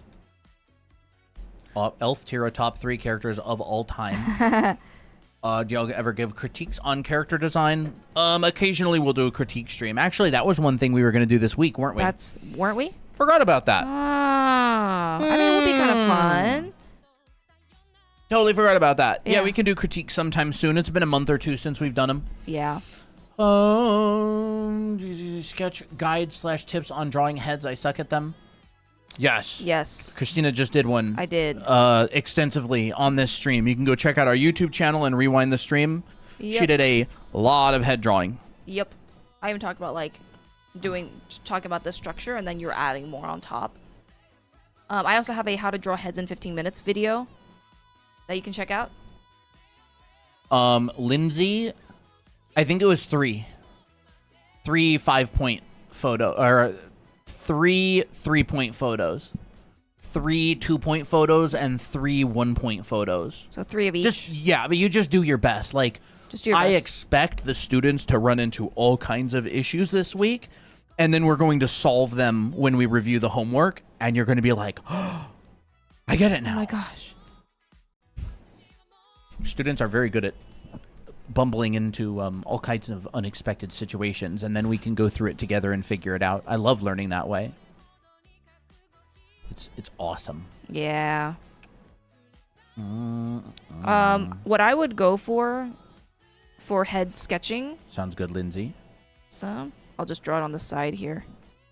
And I max amount of layers reached. Oh yeah, I'll just delete all these. Do you have a Discord? Yes, we do. You can join it right here. Completely free. We run challenges throughout the summer. Mm-hmm. I'll let Christina fix her layers while I did. show this. You can screenshot that. It's going to be the blue button. Also, this is our actual invite, discord.gg/MikiBiki. You can go join there as well. How much is the class? The Anime Art School program. It's a whole program, so there's a bunch of classes in it, but it's about $497, and it is a year-long program with a bunch of classes. So it's kind of like Yes. a recorded college alternative. Yeah. So if you really want to get good at art and you're looking to learn all those different fundamentals like perspective, color theory, lighting, painting backgrounds, anatomy, figure drawing, clothing painting, character design, heads, faces, drawing expressions, making illustrations, building projects, that's the Anime That's what we Art School. cover. Let's see. How does an artist gain speed? If I'm making heads, what would be the speedrun version, or is it just remembering where all the proportions go? Sorry for the weird question. I don't think it's a weird question. Not a weird question. You can definitely exercise and practice speed.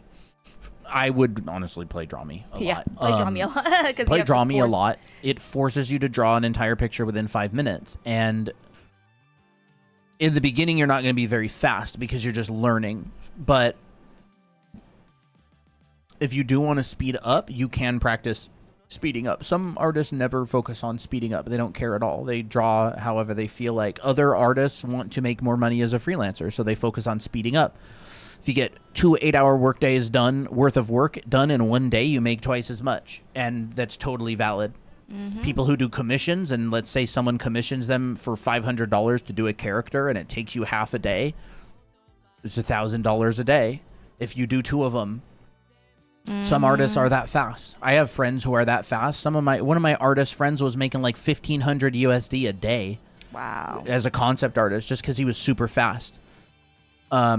But yeah, you would specifically want to practice efficiency workflows. You'd want to optimize. You'd want to optimize your canvas. You'd want to optimize your keybinds. You'd want to optimize your process. You would definitely focus on process. Yeah. If you want to optimize something, like businesses that get really fast at doing things, they focus a lot on processes, like systems. So you'll notice on Draw Me, Christina will basically always start with the hair. Like the bangs. That's Yeah. her process. She's like, bangs? What do you do next? Eyes or chin? Let me think. So imagine I'm in Draw Me. I will go like this. Okay, hair, and then I think what I'll do is I'll just draw the frame of the face. Yep. And then Frame of the afterwards, face. this gives me context. So I'm like, okay, now eyes, nose, mouth. Okay, now I got like a drawing in like less than a minute. Yeah, it's like 15 seconds and there's already a base there. And it's like she has a good process. She's practiced it a lot. And it's very quick, right? Yeah.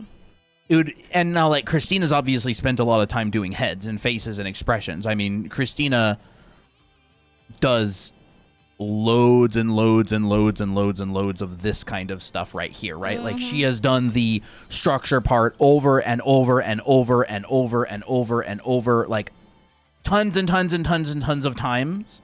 But this is to, like, build your ability. And then if you actually want to speed up, you would focus on like developing a more effective process. And so like that's really what I would recommend for speed. Yeah. I don't recommend beginners focus on optimizing speed because you don't really know what you're doing yet. You need to chew your food slowly first. Yeah, like you would focus on building really good structure and habits and then later optimize. Like all Yeah. of my mates from school, when they were in school, they were not focused on being fast. It's after they graduate, after they get hired professionally, then they start to optimize workflows and the income goes up. So that's what I would recommend. Yeah. I'll talk a few tips on what to get started with drawing heads. I would say if you want to practice drawing heads, have a process. I would have you... So start with drawing the structure first. So that includes the sphere, center line, the cranium of the head, which is like a sphere, the center line, side of the head, jaw, and mask. And then proportions. Find out where proportions are. Where's your eyes? Where's your nose? Where's your mouth? Where's your brow? This is dimensionally drawing, by the way. Yes. You will notice that when Christina draws, she doesn't focus on the shape. She focuses on the volume. Like, she's not going, like, what is this shape? What is that shape? What is this shape? Right? She's not doing that. She's going, I feel this volume. I feel this volume. I feel this volume. This is a 3-dimensional area, right? This is 3D. Like, this is 3D. Like, you could rotate this object in your head. You could spin it. You could flip it. You could go, oh no, actually I'll draw it from this angle instead. You're thinking dimensionally rather than shapes. Yes, exactly. That doesn't mean that shapes aren't important. They are important. This shape right here, really important shape. You get it by drawing the dimension, but the shape itself is really important. Yep. And so, yeah, when she draws like a face or a head, right? Yeah. You're getting big problems solved first. You're getting big problems out of the way. And it's like, there's the brow ridge. Maybe you have your eye line right here. Yeah, there we go. And look, he's wrapping around the form. Yep. I am drawing on the surface of this object. I'm not drawing, right? These are big, important steps. And so a lot of the time you'll see people in chat, they'll be like, oh, XYZ, oh, the nose is off. Like, let's say I drew the nose and it was like, whatever, like this, which is totally valid, by the way. You could totally have a nose down here. People will be like, oh, the nose is too long. And it's like, they're not looking at the bigger picture. They're not looking at this type of thing. They're looking at this type of thing and they're going, oh, this rectangle is too long. So it's like, oh, I move it up a little bit. But the important thing about this is if this is correct, this is a minor tweak because you have the ability to do it. It's not that difficult. And so you just go, Oh, easy. easy fix. In dimension. I could push that up, right? And it'll still look fine. Yeah, like we could do that kind of thing. Or you go, oh, I just move the cheekbone maybe a little bit. Yeah. A little bit down or whatever you want to do, right? And you go, oh, you could do boop, boop, boop, this kind of thing.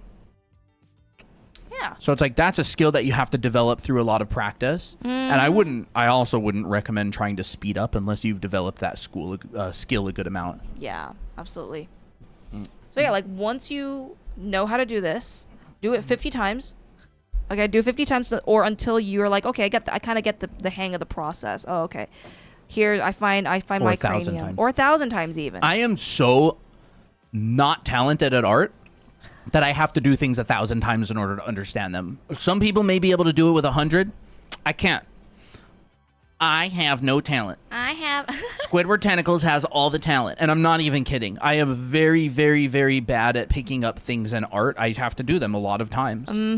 I have done them a lot of times. All the work that you see of mine that you like is only because I've done it so many times to practice and reinforce these skills. Yep. I So- have no talent. Yep. You do have very much talent. You have talent of learning a bunch. Maybe and- the talent is the friends we made on the way. Yeah. Don't bother me at all. Yeah. I'm just happy I can reach my goals. Absolutely. And so you take it one step at a time. What you can do is you can do 100 of these, and occasionally every 20 heads, you're like, okay, let's take it a little bit step further. So what's a step further? Okay, let's add more to this. Here we understand how to chop off the sphere. Here's the mask. Now, to up our level, let's add a few planes. Here's our brow ridge and eye socket. Oh, okay, I'm gonna turn this into a sheet of paper. Off topic, but you sound like Sokka. I am the oldest, so I'm the leader. That's so funny. So then you're like, okay, yeah, nose. Okay, let's just add a little bit more. We know where the proportions are, so now let's just add a little bit more. And then you like continue adding, continue putting in features after that. And then you do this times 100. So you do this, like you start everything from the beginning again. Start with this, then you add this, and then you continue adding. You're like, okay, now let's do another 100 of this, starting from the very beginning, but now let's add features. So that's how you practice. That's how you like actually effectively draw these from different angles. That's how you get the proportions right. Like people think that once you only do like proportions like once, you should get it by now. No. Yeah, it's like It's not true at all.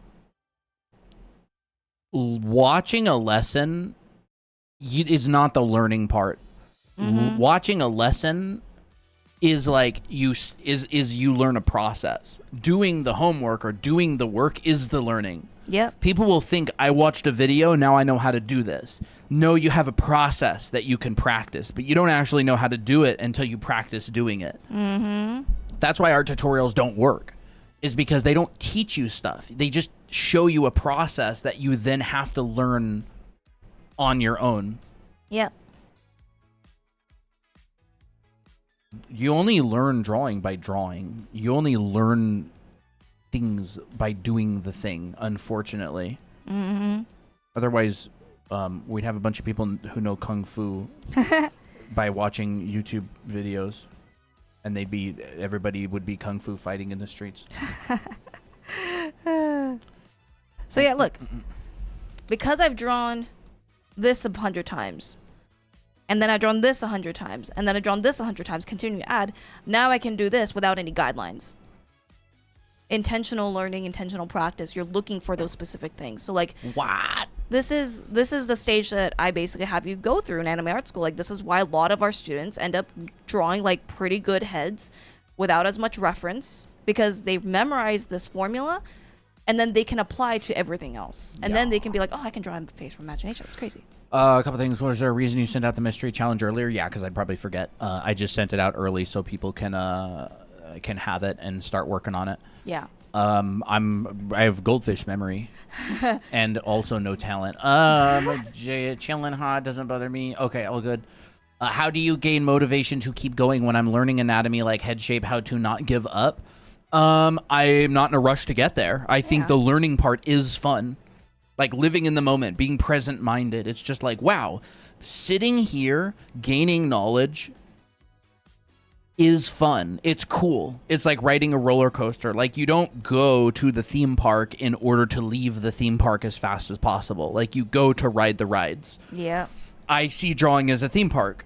Drawing, learning, making mistakes, and improving, like, that is the ride for me. And so I don't really need motivation for it a lot of the time. That's not to say that sometimes it's not fun, but like my 1,000 heads challenge is going to be sad. I'm going to cry when it ends because I'm going to be like, the ride's over. Yeah.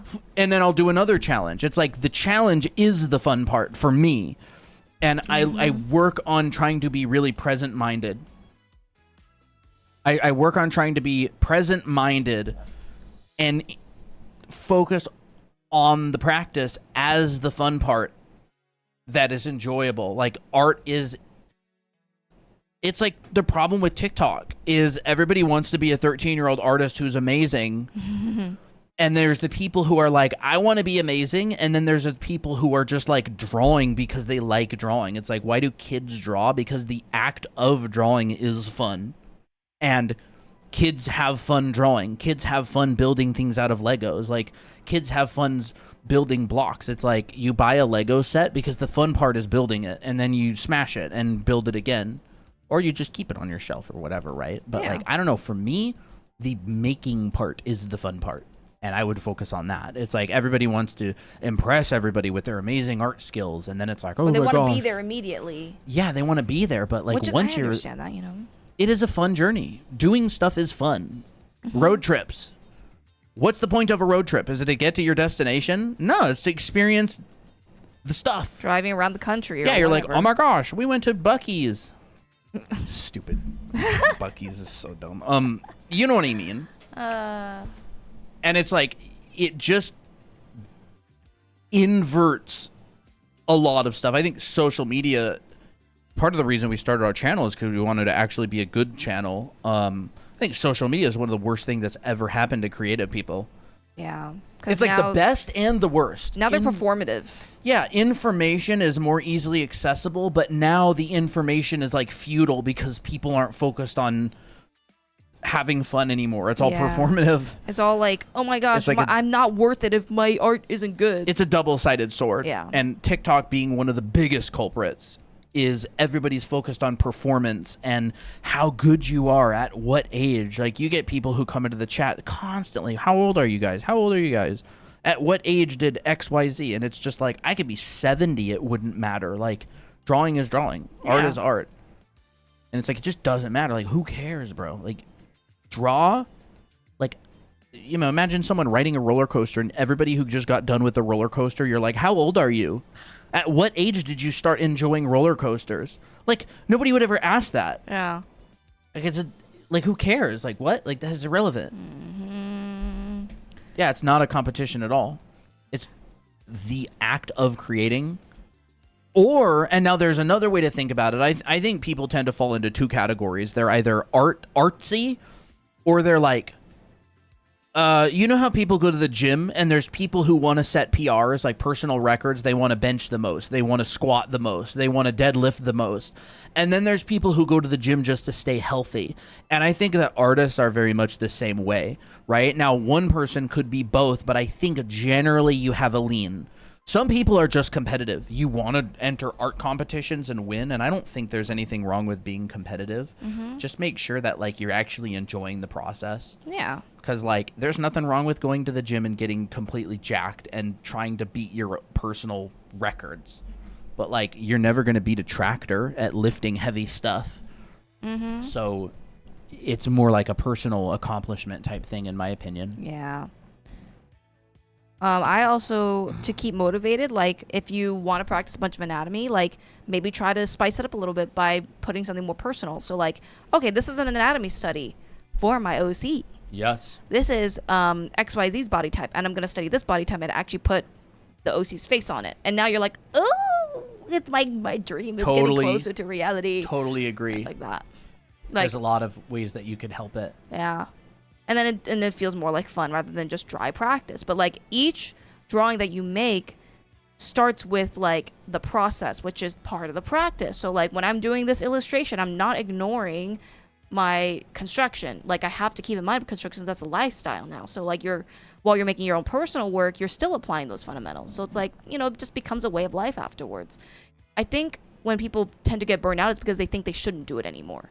Like, people think, oh, well, I'm practicing anatomy so that I don't do it anymore. But, like, you're always going to do anatomy for your personal pieces. Yeah, it's like learning English to not use English. Yeah. Like, you don't learn perspective, so you never have to do it again. You learn perspective so you know it, so you can do it in every drawing for the rest of your life. Exactly. So you can't, that's exactly it. So, like, I think Yeah. people think of learning fundamentals as like a short-term, yeah, temporary thing. or like to get it out of the way. It's Yeah. like, you're not getting it out of the way. You're making it the way. Like, you don't get it out of the way.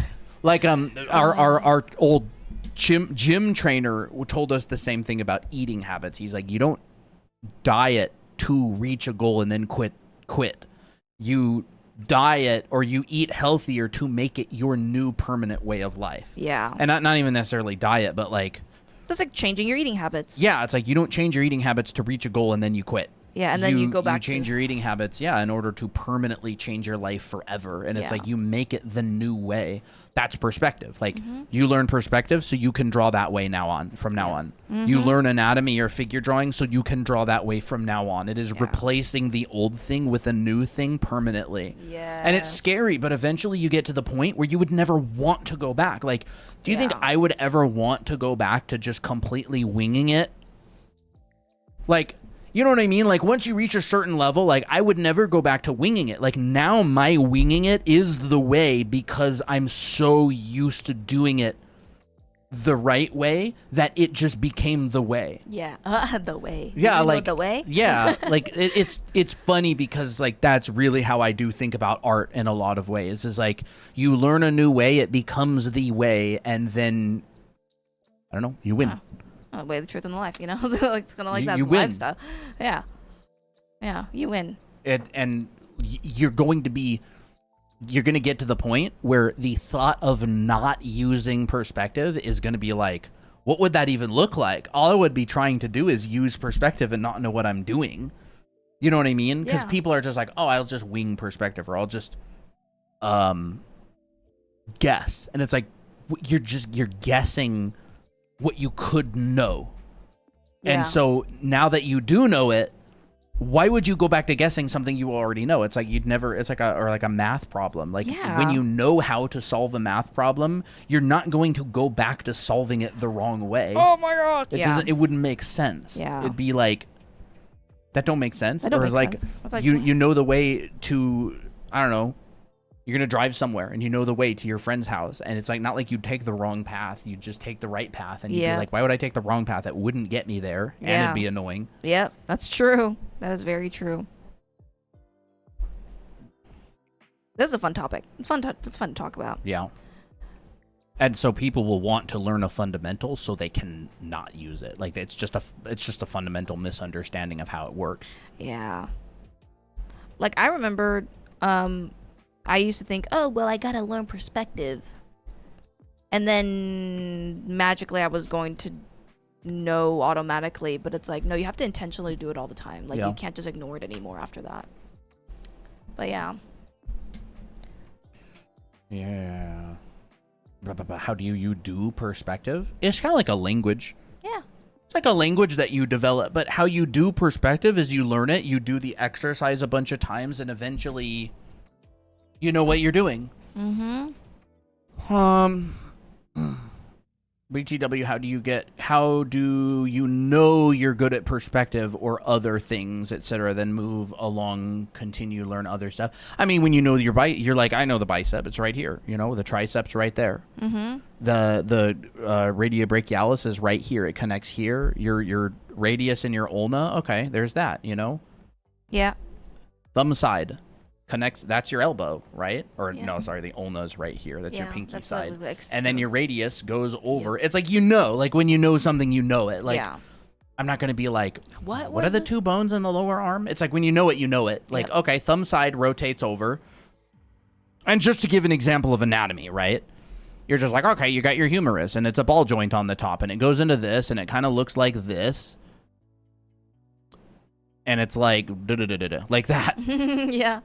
And then you go, okay, there's your ulna, and your ulna connects like a wrench, and it hooks around the side. So it's like, let's say this is actually a side view. Your ulna kind of goes like this, right? And then there's your radius, and it connects to the middle, and it rotates over the other one. And then there's your wrist, and it's like, when you know it, sort of thing. Like, you'll know when you know it because you'll study it, and it'll click, and you'll practice it a bunch of times, and you're like, I get it. Yep. Like, you get it. Or like when you draw boxes at different angles, that doesn't say like you eventually reach this point of mastery. I think there's things that you can know, and then you can continue practicing and refining that knowledge. It's like boxes, right? Like eventually you reach a point where you're just like, I'm gonna look at a box from kind of mostly the side, like side view, right? Or you can go, I'm gonna rotate it just a little bit more towards me. It's like, here's this side, right? And it's like maybe just a little bit more towards me. Okay, there. So I'm looking at the face more. And you're like, you know what? No, I'm going to look directly at the face. Like, what if I was looking up at it a little bit from the bottom?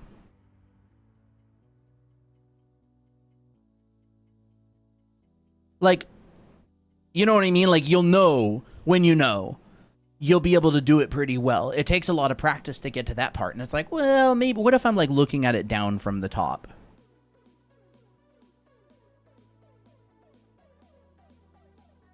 Right? Or what if it's like a little bit more rotated and I'm looking down from the top, but it's like this? right? Like you'll know at a certain point, like you do the exercises, you practice it enough, and you'll be able to do it, and you'll be able to rotate things, right? This being the draw through, of course. It's 1 point perspective. You're looking at the front of the box. You made great points. I find myself doing that a lot because I don't want to learn all the complex stuff. But you're right. The only way to get good at drawing is to actually learn it. Yeah. Learn it and do it.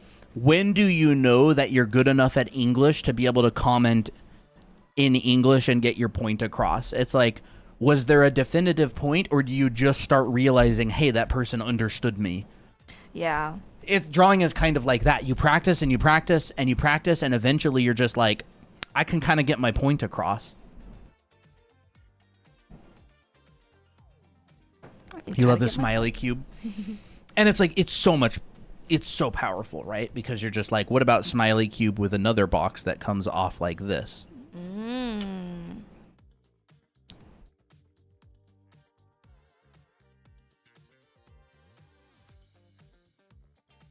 It's like breathing.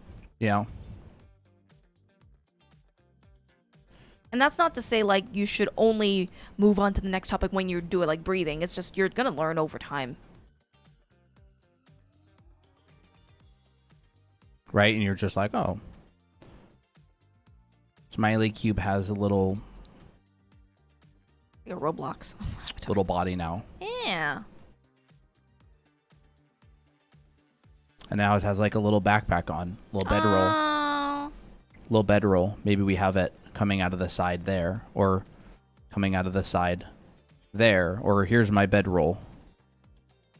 Just can't be able to go camping. How do you like start studying / practicing anatomy, perspective, etc.? As I do want to learn this stuff, but I don't know how or where to get started. Honestly, the best answer that I have to that is it's exactly why we built our school. Yeah. Like, because we've seen so many people with this issue, and it takes so long to learn these things, it would be impossible to teach them in a live stream. Yeah. And so that's exactly why we built our school, is because we're teaching those fundamentals, and they're long 14-week-long terms to learn them, and we give all the lessons, we give all the homework, we give everything is structure. Very structured and builds upon the last thing. Yeah. We teach exactly what we learned in art school. Like, I would tell you to go to art school.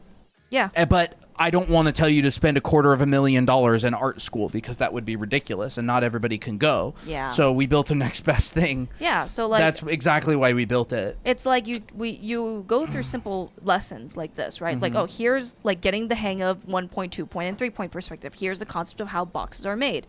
And then you move on and you're like, wait 1 second, let me just lower the brightness because this is annoying me. And then you're like, okay, well, this is the basic forms of ribbons. What's the concept of ribbons like? Because everything is very dynamic. So like there's another option. And then you go into, okay, let's take those blocks and then turn them around in different rotations. So we try to make it as linear as possible in our anime art school.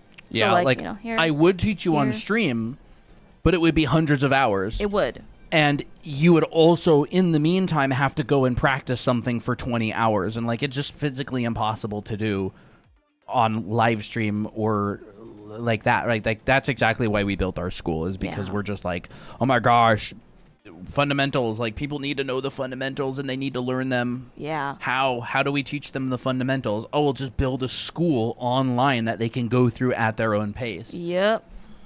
And like, look, these are environments, but like, what are these in its most primitive form? They're boxes.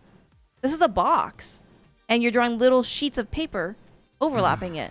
This right here is a box. Now you're modifying it. You know, this is what Colton teaches in the perspective class.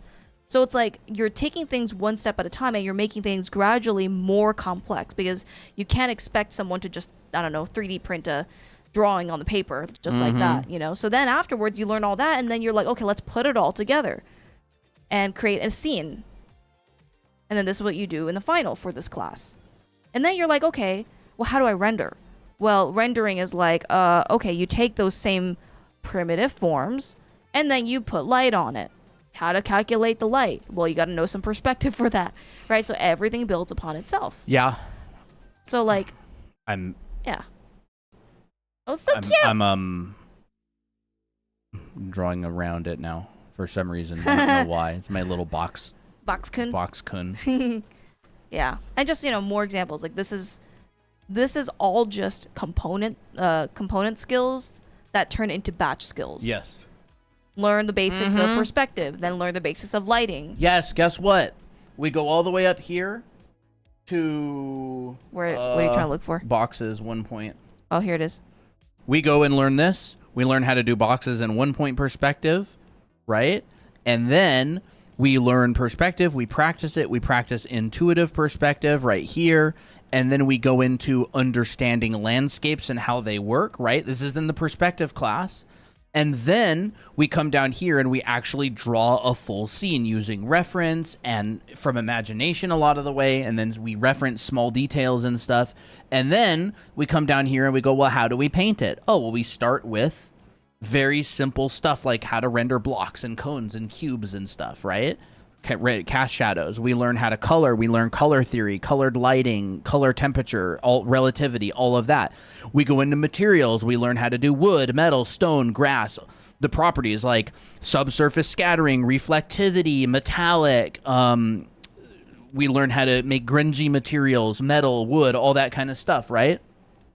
Then we go in and we put everything together and we start doing stuff like still lifes, learning from life, observing the real world, right? And then we go and we start actually painting real environments, applying all of these different individual components as a batch together.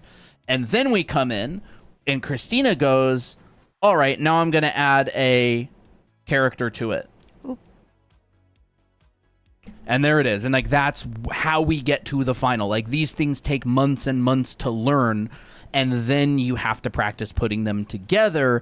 And then when you put them together, people think it's magic. Yeah, exactly. And it's like, no, like this isn't magic at all. It's Legos. Like this isn't the Millennium Falcon. This is Legos. Yep. Like this is just little pieces of Legos that I stuck together. It's just the bigger picture looks like the Millennium Falcon or whatever. Yep, exactly.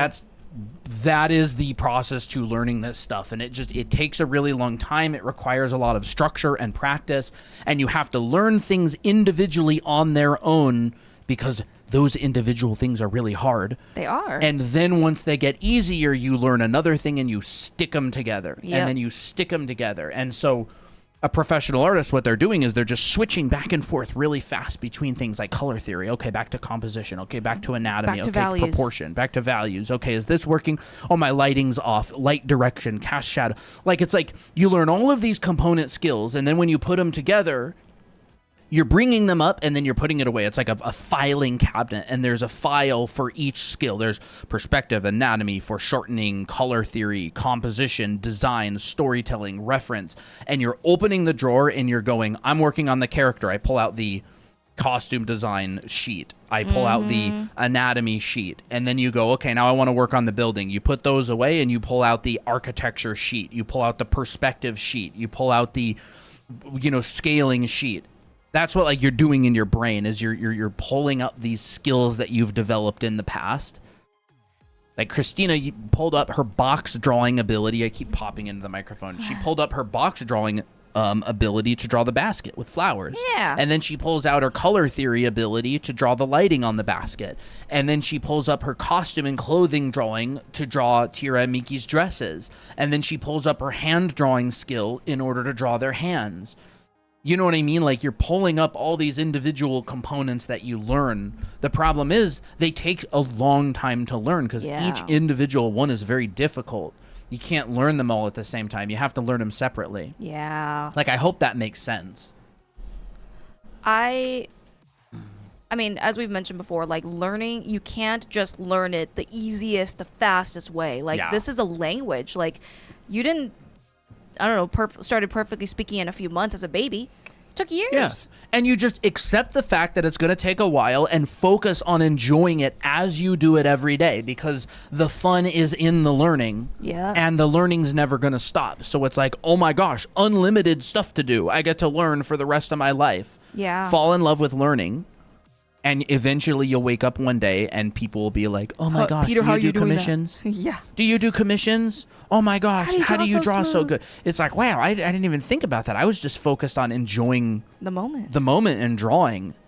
And you follow the process, you focus on enjoying the moment, And then eventually you wake up one day and everybody loves your work.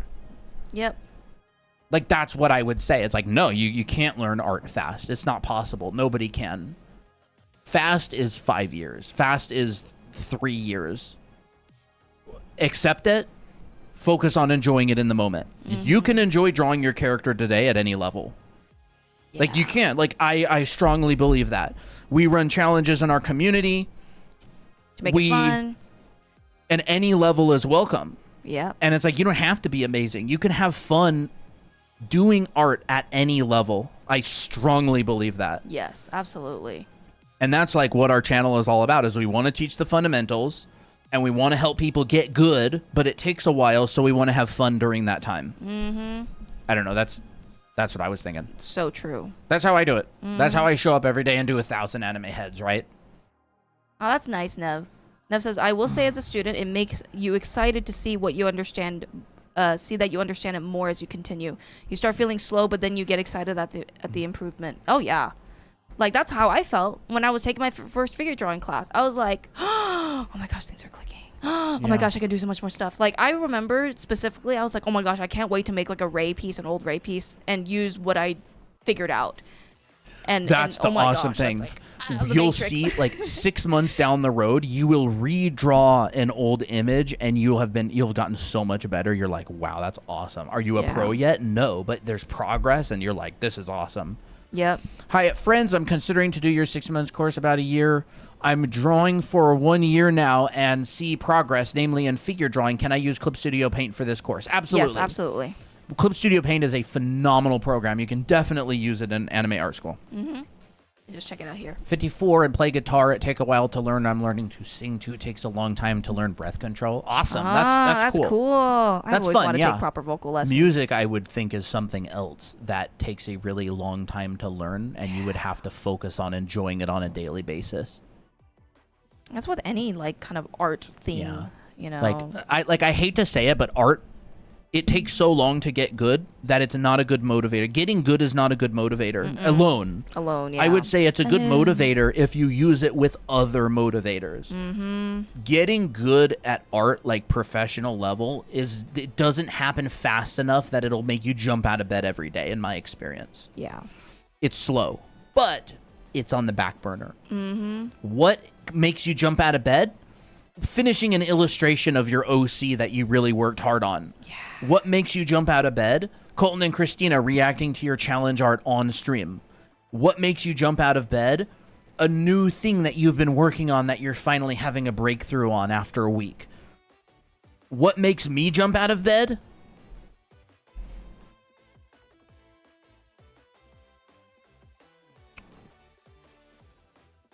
This being my first anime head that I did for the 1,000 Heads challenge, and you can feel it's clumsy. I don't know what I'm doing. That probably took you a long time to do. It took me a really long time. And I'm like working and I'm trying to study, and a lot of these are from reference. Like, what gets me out of bed? This Abby compared to, I don't know where the new Abbeys are. Where are the new Abbeys? Compared to this Abby, right? Like 479, that feels really good for Abby, in my opinion. Like all of these different Abbeys from different angles. That one's this one of my one, favorites. this one. Here's Miki. You know, there's June, there's Miki. Those were last night. Like, what gets me to jump out of bed? The progress between this, which took me a very short time. I need to close these stupid... And this. Like, this feels not nearly as good as the new one. Like, I wasn't confident. I had no idea what I was doing. It's like 479 anime heads later. Like, a lot of these are studies. Like, they're not, like, bad, but you can tell, like, the hair vents on Miki, they don't feel informed. Like, the hair is, like, going over here. It's not going back to the ponytail. Like, I'm not able to pay attention to this stuff very well. Yeah. You You're know, spending all that mental energy just trying to get the proportions right. Yep. And figuring out the shape of the head that, like, everything else doesn't really, like, click yet. Yeah. Like, what makes me jump out of bed is, like, the progress. Like, these are the old anime heads, which they're not like bad. They're not bad. They're really not that they feel bad. professional. But the new ones have so much more experience behind them. Like, so much more experience, so much more flexibility. Like, the hairstyles, that I'm understanding stuff. I'm other information is clicking. Here's the Delphine one. Oh, I love that one. Right? Like these, they feel a lot more, like they make a lot more sense. You used to take like 30 minutes to do one head. Yep, I used to take like 30 minutes. Now I do like 5 minutes. You can play Draw Me at this point. 5 minutes and 30 seconds, I mean. And it's like, that's what gets me out of bed. And that's just the anime stuff. Like, I've improved in other areas as well. Do you do male heads too, someone asked? Oh, sometimes. I'm mostly interested in being able to draw the girl group. But I'm like halfway through the challenge right now, and I'm going to spend probably a good 100 or 200 heads just doing male heads of different styles. I think the next one that I'm going to do are more like adult female mommy types, and I'm going to draw a whole bunch of Christina's character, Ray.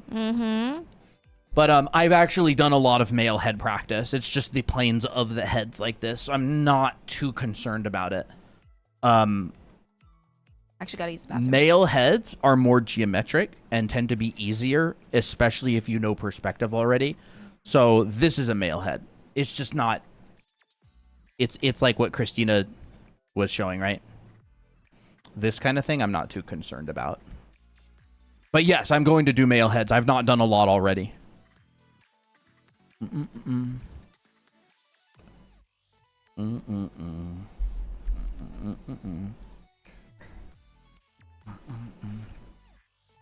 Spending time around people who are excited about art motivates me. That's a really good point, 3 Cats, as well, because your friend group and who you spend time around is one of the biggest influencers of what you do.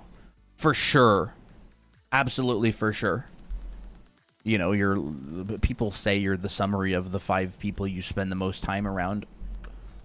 They don't have to be in person. They could be online. So hopefully, if Christina and I are in the 5 people you spend the most time around, hopefully we can help motivate you. Clear Sky. I was just thinking about you recently. I was like, I haven't seen Clear Sky in a little while. What motivates me most is learning in general. I love it. It's definitely one of the things that motivates me the most. Art is essentially just shapes. It's only shapes. You can't do art in the sense that we do it without using shapes. Unless there's some sort of like electronic wavelength art that you can beam directly into the brain or something. Busy with life, but I miss doing Clear art. Sky. Hey, it's good to see ya. We miss you, Clear Sky. Yes. Draw Leon? No. $50 per Leon. Although you would be very good at drawing handsome men after that. Old man, Grandpa Leon?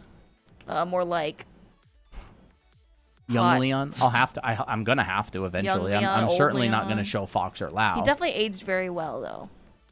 Yeah, or else nobody would have bought the game.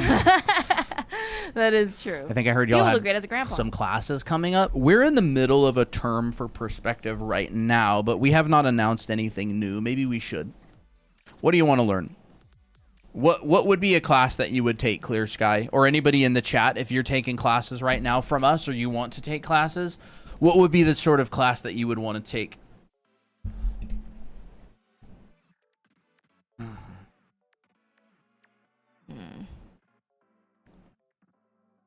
Bum, bum, I really bum, need to figure bum. out this area in the dress. It's been annoying me. Bum, bum, bum. Honestly, sad I missed the anatomy one. Totally know what you Oh. mean. Christina and I got an anatomy class starting this Saturday with Will Weston. It sold out a long time ago, but I'm We got it early. stinking excited, dude. Same. Oh my gosh, dude. This is the kind of stuff that I absolutely love. What? Oh, heck yeah. You should just draw those. I'm gonna do a lot of these. Oh my gosh, dude, that's like a low ponytail Mickey right there, even with a ribbon. Cute. Yeah, that's heckin' cute. I love Those are so I love cute. number 5. Number 5 is at On the very Tira left. High. Oh, yeah, okay, yeah. You should draw Miki in those hairstyles. Just experiment. Yes. Do you guys do landscape? Yes. Yes, we do. Colton does. Yep. Bum, bum, bum, bum. Oh, nice. I got the art books. I'm glad you showed the age difference in the male and female heads. Nice. Yay! Did you get them on Amazon?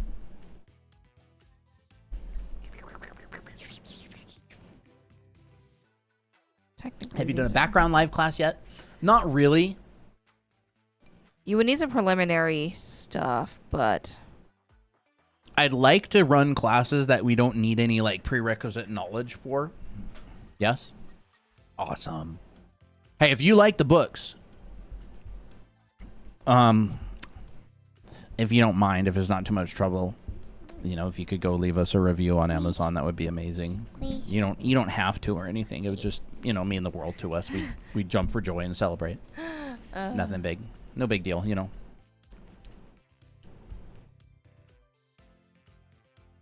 Okay. thank you. Yeah, it helps us out a lot. If you leave ratings and reviews on Amazon, you can even like take pictures of the book and post them as part of your review. Really helps. Really helps. Amazon likes reviews and ratings, and they like recent ratings as well. You already left a review? Oh, thank you very much. Does have a Colton know the package. Tsundere song? What's the Today song? No, Chat, I got a BRB. nor will I ever. I got a package, and I'm very excited for it. What did you get? I did see. Is it Miki? No. I did see that there was a delivery earlier. I had no idea what it was. Can we leave a rating / review for it on Amazon even if we didn't buy it on Amazon? I don't believe so, but I'm not sure. You could. Ooh. Goodreads has our books on them. You can leave a review on that without having bought it on Amazon. If you go to Goodreads, I think Amazon actually owns Goodreads. That would be amazing. In fact, everybody, even if you already left us a review, if you have our books, I would love if you went and reviewed them on Goodreads, which is a website. Our books are on there, and they do have ratings and reviews already.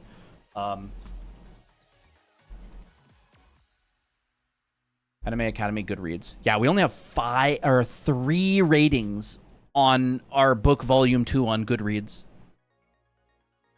Any ratings? 3? 3. Oh, only 3? Yep, 3 ratings, 2 reviews. 2 reviews? Who reviewed?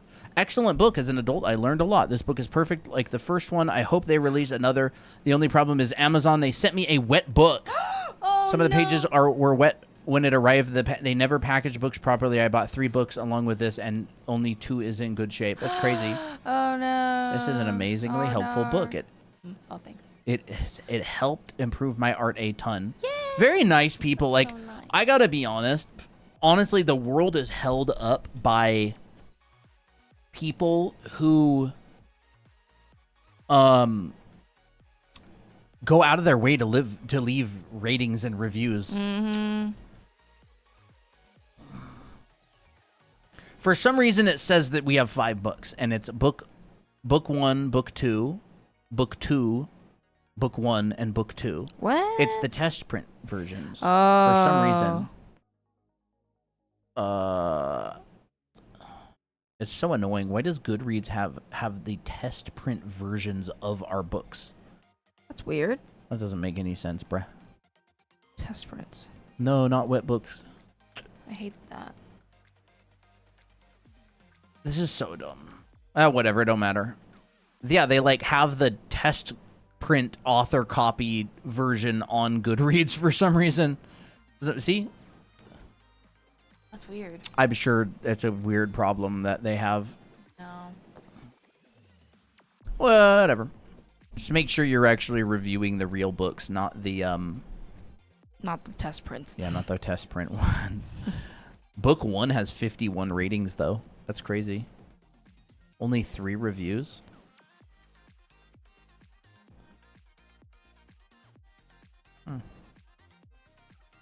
Wait, what?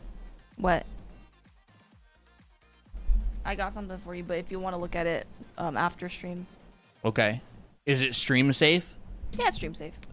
But Would I want to show it on stream, or would it not matter? Or like, I don't think it would matter, but it's definitely not art related. Oh, okay then. I'll look at it after stream. Yeah. Yippee! Thank you. You're welcome. I hope that it ends up working out. TikTok DMs. I should catch up on streaks. Do you have any site recommendations for references for the homework? ArtStation. What week are you on, Nev?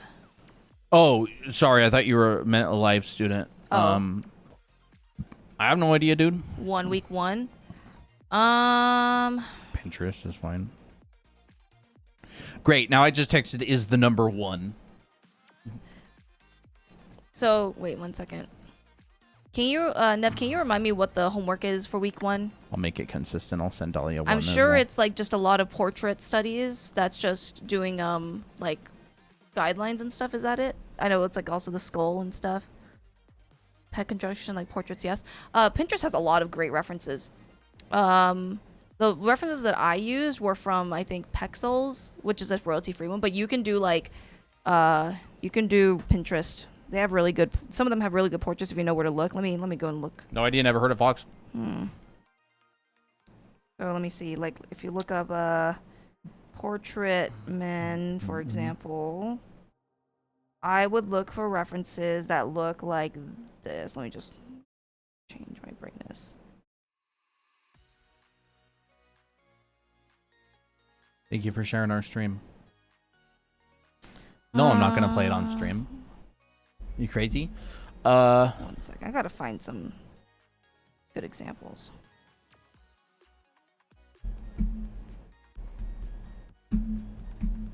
Oh dang, dude, that's cool. I already told my brothers they're getting them too. Sick. Oh, awesome. Do you have like brothers that you do art and creative stuff with sometimes? Are you all like artists or musicians and stuff? My brother is actually a professional artist. Hi, I'm new. Hello. Hi. I'm Dad. Like I'd look for references like this to study from. So some stuff that are simple, like 3/4 views, obviously not AI. But of course, unfortunately, Pinterest That guy has a looks lot like of a AI. vampire. It kind of does. He play a sick vampire. He would play a very sick vampire, actually. But yeah, like stuff like this, for example, where you can clearly see the eyes and the nose and the mouth and their placement. Stuff that you can reverse engineer. I wouldn't go for like crazy. Like this one's really cool too. This one's a good one. You can experiment. I forgot what the actor's name is. What's his name? I don't know. What is he looking at? He's like, smell something like... He looks like he's looking down. Oh, this is a cool one too. Like if you want to experiment with like more unconventional heads like this, like that would be great. Totally up to you. Guy looks like he's a fighter or something. Yeah. But yeah, those are stuff what I'm looking for.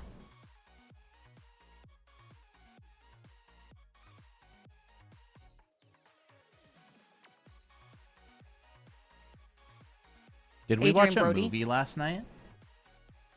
No, I don't think didn't. so. We didn't. What did we do? I brain rotted for a while on Yeah. TikTok. Onto the girls. There's so much. Okay. I would say look up. Well,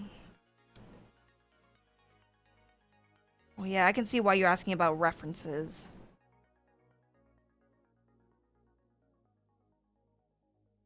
Let me see if there's any good keywords.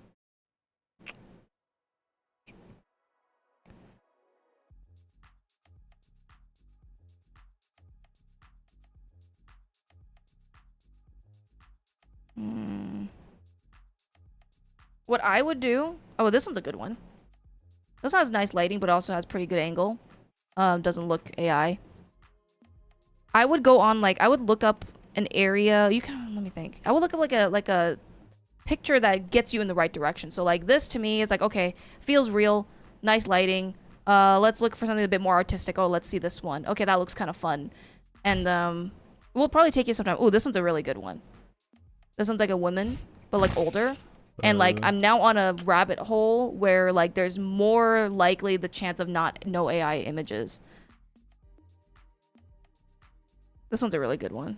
Now, these have, like, lighting stuff, but these are great. Although this one's a bit too high contrast, I wouldn't do this one. Unless, actually, no, it's actually not too bad. When you can, I could see it. I could see the head planes fine. These are so cool. And then this is where you can get on a really cool rabbit trail. You'll find an image like this that feels like a painter type portrait, and then all the rest of them will have that kind of quality. Like this one's a really good one. This one's really fun. So then what I would do is I would take these images and I would put them in like a folder. so that I save them and I know where they are and stuff. So yeah, that's what I would do.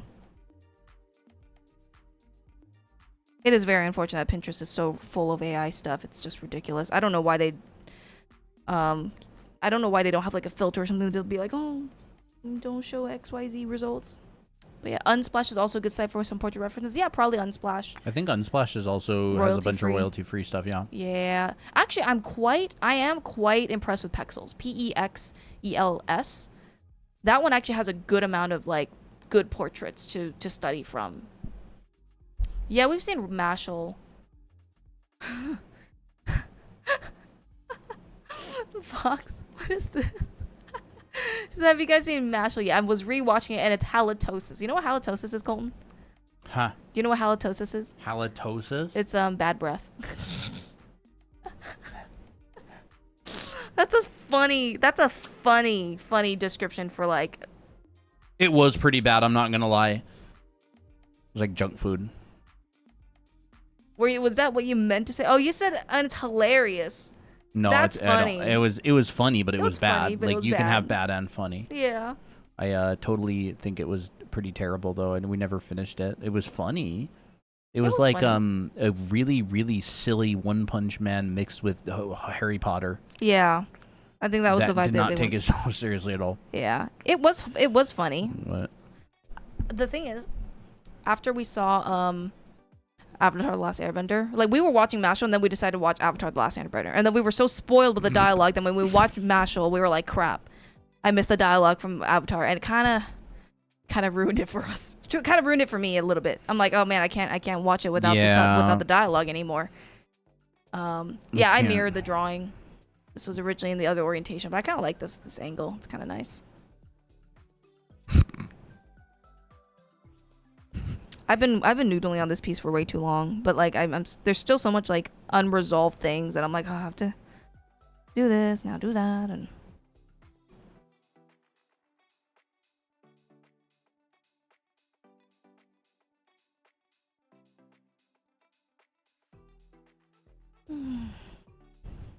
best slop anime. Sometimes it's just you just gotta get like a good junk food anime, and it's one of those kinds. I think those kind of animes where the protagonist is OP in a funny way is great. I think that's how that they handle that pretty good.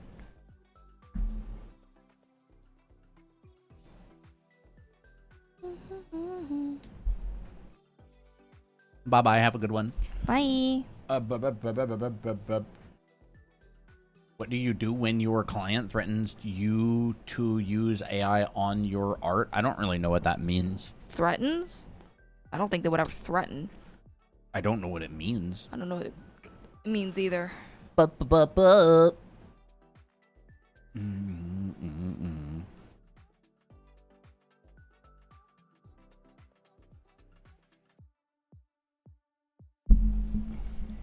What's your favorite part of the body to draw? Probably torso area.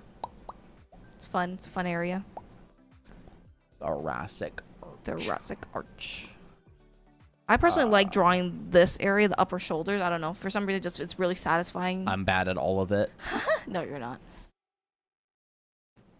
Dude, I need to get better at that. I need to do a whole bunch of torsos. That's a cute pose. The one on the right. Body tips on hair. No, right. It's a blue with that one. I really like that pose.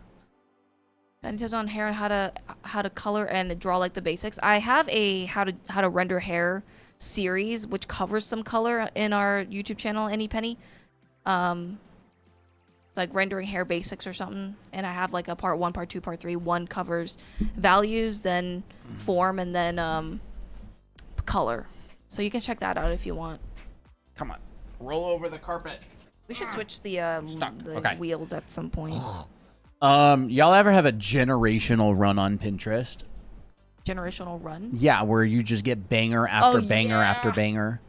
Uh-huh. You know what I mean? It's like a generational run on TikTok. Oh, man, we had a good run on TikTok last night. It was so good.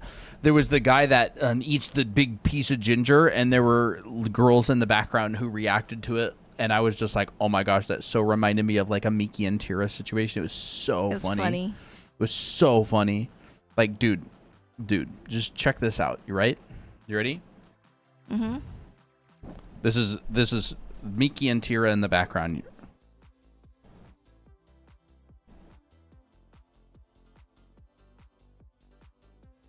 The reaction was so funny. I want to animate that so bad. I don't know why the guy added ginger. Probably because the video has 30 million views and he does it for a living. Imagine, dude. Imagine, this is the part of stream where things go really off topic, and it's 100% my fault, by the way. Imagine you make a living, and you make a good living too. I'm saying like you bought a house, you bought a car, you drive a Tesla. You eat ginger at In-N-Out Burger. That's it. That's your living. You suck eggs through a straw, a giant straw, and you eat ginger, and you make a living doing it, and you're literally making more than your friends who went to like engineering school.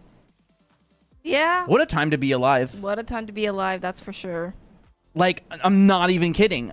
Like, this guy, actually, we live in that time now that people can do that. You think I'm joking about the egg thing?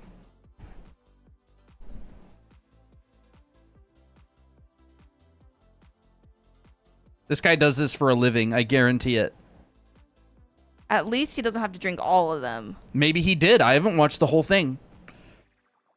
And you're just like, people are like, oh yeah, like my kid, they're going to school, they're getting their PhD, they got this good job lined up, it makes like $160K a year. And you're just like, oh yeah, I brought in like $1 million last year. And they're like, what do you do? And I'm like, yeah, eating ginger and I suck an egg through a straw at a fast food place. Is that crazy or what? What a time to be alive. I know, right? We make art for a living. I lick ginger and eat it in front of girls to get their reaction, and then I post it on TikTok and watch the bank account number go up. Miki would probably do that, and then she would probably fail because she'd be like, I can't drink raw eggs anymore. You should do durian, dude. I ate a lot of durian in Singapore. It's good. I think durian ice cream is my favorite version of durian. Hey, really? Yeah. We should get some durian ice cream then. You gotta walk home with it. They won't let you ride the buses and MRT with it. Because it's too stinky. Poo.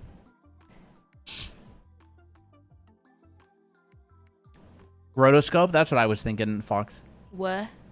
No, you know those people who they basically just use the audio. Oh, like the oh, mom threw away the yowie. That's like it's just someone made like an animation with the audio of the video, and the animation is just the same as the video. Like, that's what I would do. I would just turn it into my OCs. You would just do like a voiceover? Like, if I could animate it, no, it's just the audio from the video. Or I guess that video doesn't have any audio, does it? If I could animate, I would just recreate popular viral videos with my OCs just for myself. Like, not even for other people. I just do it for myself. Every time I find a video funny, I just pay tribute to it by turning the characters into my characters.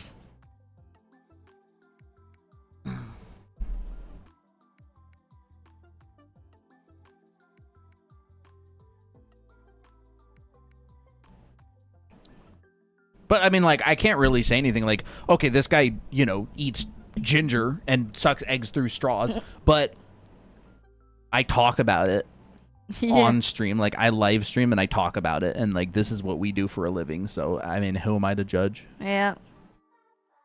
People be like, oh, grown adult, by the way. But I'm like, whatever. I wear a propeller hat. But honestly, I think the propeller hat is like, I kind of feel naked without it now when I'm streaming. Oh. I get you. I'm kind of antsy to show you what I got for you. Eager? Like, yeah, eager. Feh.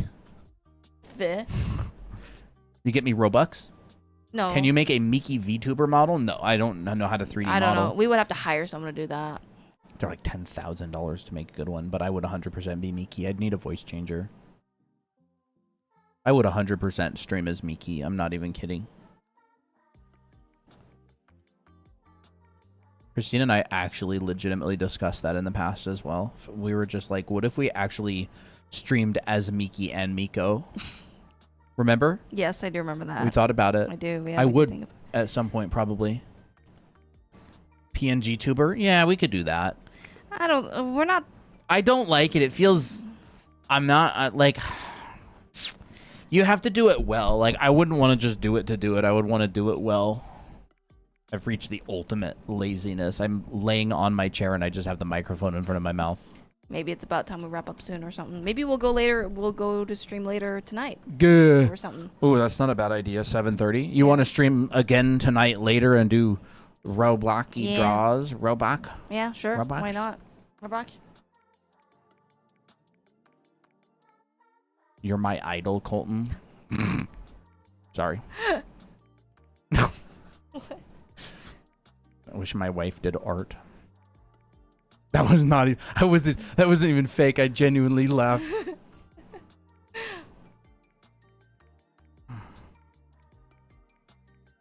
Propeller hat with googly eyes as avatar for VTubing. Yeah, that's actually not. That's a pretty cute idea. Yeah. Like,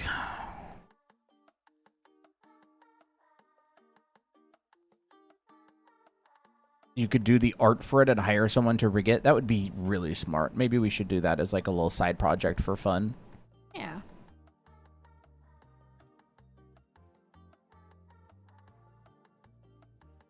I've been enjoying just chilling and drawing more, you know. I feel like it's been a lot more relaxing. What? You're def not my idol, Colton. Snaz. Of course. I mean, it doesn't matter. You're stuck with me. Bold egg propeller hat. You know, you could do like a peanut guy. What was it? Burnt peanut. Burnt peanut, and it would be like a propeller hat with an egg. There's with so many of those nowadays. Everybody wants to. True. Wants to make like a little silly thing. Once it's been done, it's been done. True. There was that croissant girl that was like doing the English like. That was funny. That one was funny. Microwave. That was actually pretty funny. She was really funny. She was really funny. I really enjoyed that. Yeah, you could do something like that. No, everything has to be cute. Like, I would be totally fine doing something cursed. But it would be after I would do a cute thing. Yeah, maybe we'll stream later. Sure. If we feel like it. Yeah, if we feel like it. But we'll do that maybe. We'll maybe hop on Roblox. Wait, Fox, did you ever fix your Roblox? Did you ever get like the age thing fixed? Mom, can you send me $4? Can you send me $8? Mom, can you send me like $18? Mom, can you send me $20? Literally. That's funny. The only game we ever play at Roblox. It's just a drawing game. And every once in a long while, but. Oh, that's a cute one. That one? The brown-haired one. Yeah. That's like a that one, yeah. When people be like, oh my gosh, it's Psyche. Expedition, yeah, we do play that every once in a while. Expedition Antarctica. That's a cute expression. Yeah, it's still the 24th for us right now. Yeah, it ain't anywhere near midnight. Well, we can wrap up. Yeah. Don't forget, if you want to draw your own characters' backgrounds from start to finish, from imagination, we teach everything on our Anime Art School. You can go check it out there. It's basically an art college replacement or alternative. You want your art summer glow up? Sign up. What is that? That's so silly. Yeah. Awesome. Oh. You know, I think I got some good clips that I can edit out. The side Sounds profile good. one seems pretty good. I'll see what I can do with The hard part isn't getting the clips, it's actually going and getting them and editing them. Yeah. That's the part. That's the part, is like going and actually doing it. We have plenty of clips. We do. We have plenty of clippable moments, I should say. But it's like, you know, maybe that's why we should hire an editor. Yeah.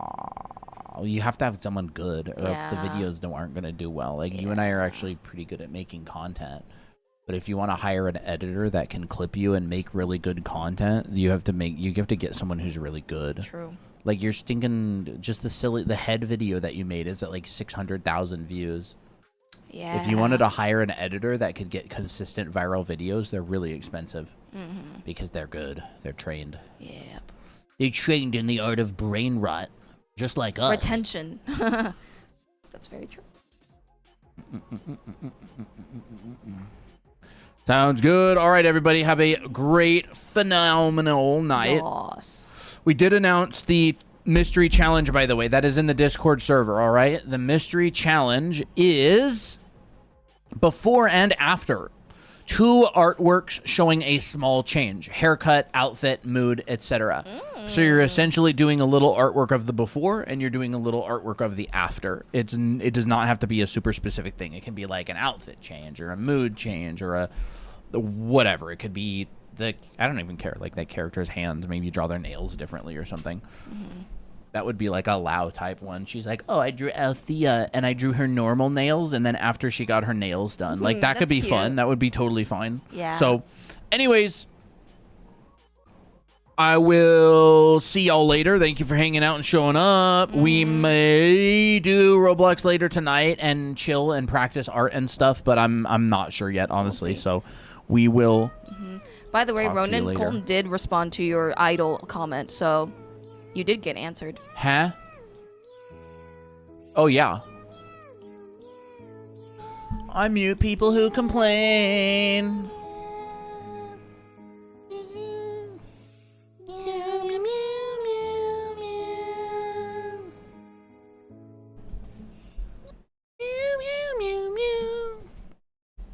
Meow, meow, meow, meow, meow. Meow, meow, meow, meow. Bye-bye, everybody. See y'all. Bye. See you later, YouTube.